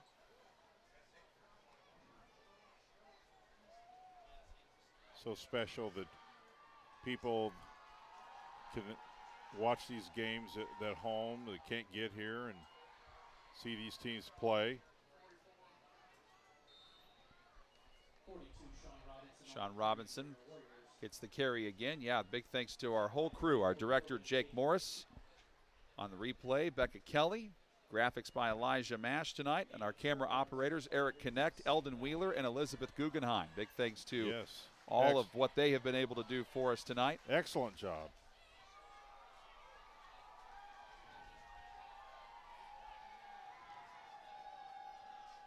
Second down and 7. Robinson still remains in. Payne at quarterback. We're at 90 seconds to play. Robinson the carry once more. Taking defenders with him to the 22-yard line. That is a gain of 6. He just looks like a young man that goes, I want the ball. Give me the ball. I want the ball. I like that. Third and short. Well, I'll tell you, you know, you talk about challenges in high school football. Being a defensive coordinator is a tough, tough job. These offenses have gotten so sophisticated, so athletic now. People are so strong, so fast, so quick. You know, I can remember the 52 was the defensive choice. Well, if you ran the 52, you'd lose 100 to nothing now because the passing game is so sophisticated. So you have to have quick linemen, very quick linebackers, and secondary that can just flat out get to the ball. Yeah. Defensive challenge is unbelievable in today's football. Unbelievable. And just to recap, when you say 52, you're five front, right, nose, linemen. 2 tackles, and 2 defensive ends that used to be clear up on the ball. Well, you would get killed if you played that defense now because you get the quarterbacks like you have here. They just throw the ball all night long. And a lot of defenses, while they call them different numbers, still have some characteristics of the 52. You're seeing a 4 front here. And a lot of it depends on your personnel. Yep. You know, what makes more sense for you to run. I think that ball hit the man in motion. I think it hit Dostin on the snap, and Mooresville ends up recovering that. So that is Caden Samuels, the sophomore, who's able to fall right on it. But that's just kind of indicative of how the night has gone for Danville. And Mooresville takes over with 17 seconds to play, so all they need to do is take a knee, and they get out of here with the win to go to 2-0. Danville drops to 1-1. And this was a game where Mooresville really just made a statement in the first half. 2 kickoff returns for touchdowns. And how about Nick Patterson, the starting quarterback? We talked about him in the pregame. He was going to be the key for Mooresville if they were going to win. Well, all he did was have 4 touchdown passes, a touchdown run. And the backup comes in. Levi Dorn gets to take a knee, and that does it for this one. The Mooresville Pioneers come into Danville on the road and make a big statement, knocking off the #1 team in 3A, Danville. 55, Danville 21. Our Hendricks Regional Health postgame show comes your way next on the ISC Sports Network. Defining Looks is a full-service wig and hair salon. We offer shampoo, cut, color, and styling for wigs and hair. Whether your situation is medical or cosmetic, our goal is to help you every step of the way in this emotional process. Let Defining Looks help you create your signature look. Schedule a consultation at defininglooks.com. Defining Looks, located on Sagamore Parkway North, next to Home Depot. The gratitude that we have for everyone here at Hendricks Regional Health, it's bigger than a thank you. We have been recognized by Health Grades for 14 years in a row for patient experience. There's only 7 other organizations in the country who have that track record. You treat everyone like they're your neighbor, friend, family. That's the most important thing to Hendricks. 14 different hospital staff members came in to meet our baby. That's how much these people cared. Find care now at thisishendricks.org. Well, the Mooresville Pioneers take control of this game early in the first half, and they go on to cruise to 2-0, beating Danville 55-21. It is our postgame show brought to you by Hendricks Regional Health. Whether it's a preventive health checkup, a needed procedure, a screening, or lab work, you can always count on Hendricks Regional Health for safe, exceptional care. Find the care you need at thisishendricks.org. Jan, in the first half, they set the tone. Nick Patterson, the quarterback for Mooresville, was simply sensational, made so many key plays. Danville did all they could to try to stop him. They got some good plays from their running game and their offense, but in the end, Mooresville just too much tonight. Yeah, just a quality team. At the end of the day, they were the better team. And that's why I talked about earlier why I think a lot of teams love to defer. The best defense, I think, is your offense keeping their offense off the field because they are so unbelievably productive on offense. They're so hard to keep out of the end zone. So the longer you can be on offense, put drives together, keeps their offense off. So I think you'll see other teams perhaps maybe rethink that a little bit. Maybe not. That's what I would do. But at the end of the day, they're so well coached. Their passing game is as good as advertised. The line just does its job. They come, they produce, they do what they're supposed to. Defense, really well. I think Danville learned a lot tonight. I didn't think they played terrible by any sense of imagination. I think they've seen some things they have to get fixed. They know they got beat by a really good ball club, but I think the future down the stretch can be really, really bright for Danville. Don't forget, they're a 3A, Mooresville's a 4A, so they won't ever see each other in the playoffs. So going down the stretch 3A, I'll tell you, look out. Danville could be somebody to be reckoned with when it's all said and done. Yes, they very well could. And if you're Mooresville, what did you learn about yourself tonight? Well, I think they beat a good ball club in Danville. I think one of the things they'll want to continue to look at, and I think they show this in the fourth period, is at times they're going to have the running game be a little more productive.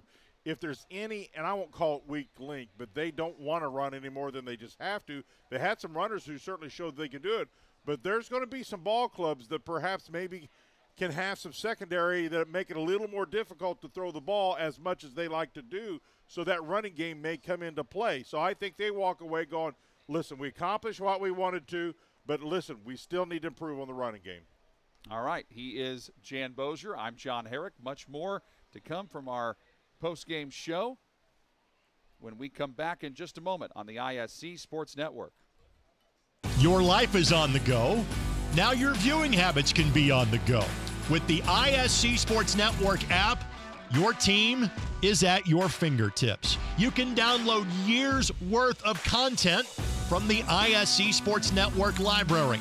High school, college, special events, weekly and monthly shows, wherever you find your favorite app. And you can always find out more information at iscsportsnetwork.com. It's time to supercharge your internet with ridiculous speeds up to 1 gig from Endeavor.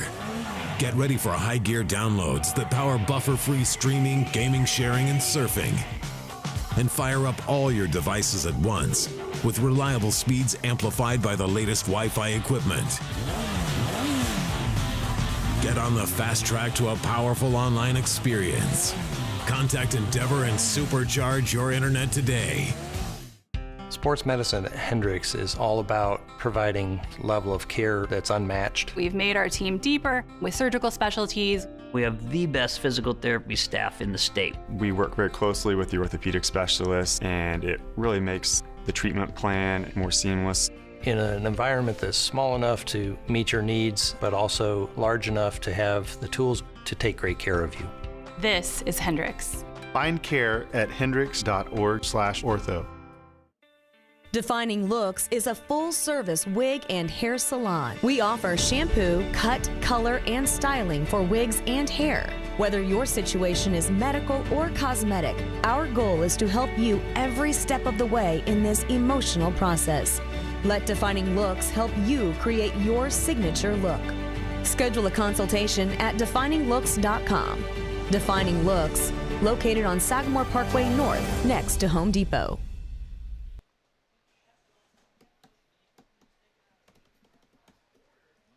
Well, let's relive some of those great plays from the game tonight. Logan Jackson, an outstanding receiver for Mooresville. Yeah, he knocked down the referee, but the referee was fine. He got back up.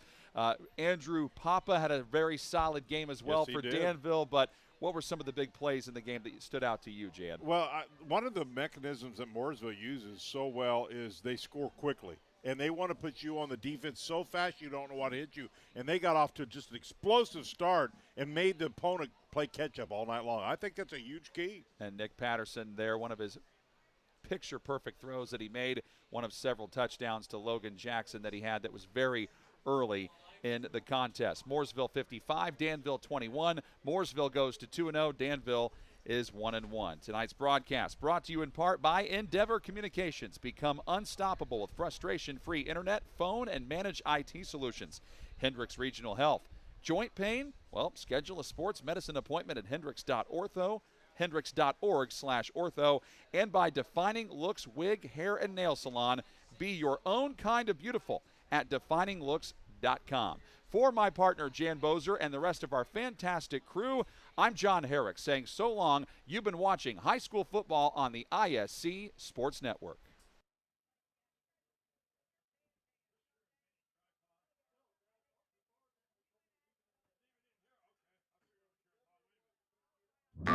Food, shelter, fast Wi-Fi. It's all we really need. Good thing Endeavor has the fast, reliable internet it takes to power all the Wi-Fi hungry gadgets in your home. all at once. With speeds up to 10 gig, get smooth HD streaming video, gaming, music, and surfing, all with no waiting, no buffering, no kidding. Call or click WeEndeavor.com and upgrade to Indiana's fastest internet today.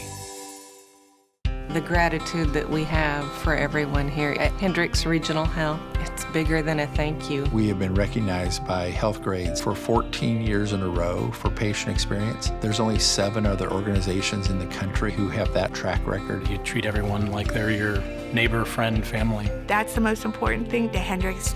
14 different hospital staff members came in to meet our baby. That's how much these people cared.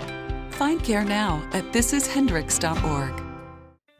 Defining Looks is a full-service wig and hair salon. We offer shampoo, cut, color, and styling for wigs and hair. Whether your situation is medical or cosmetic, our goal is to help you every step of the way in this emotional process. Let Defining Looks help you create your signature look. Schedule a consultation at defininglooks.com. Defining Looks, located on Sagamore Parkway North, next to Home Depot.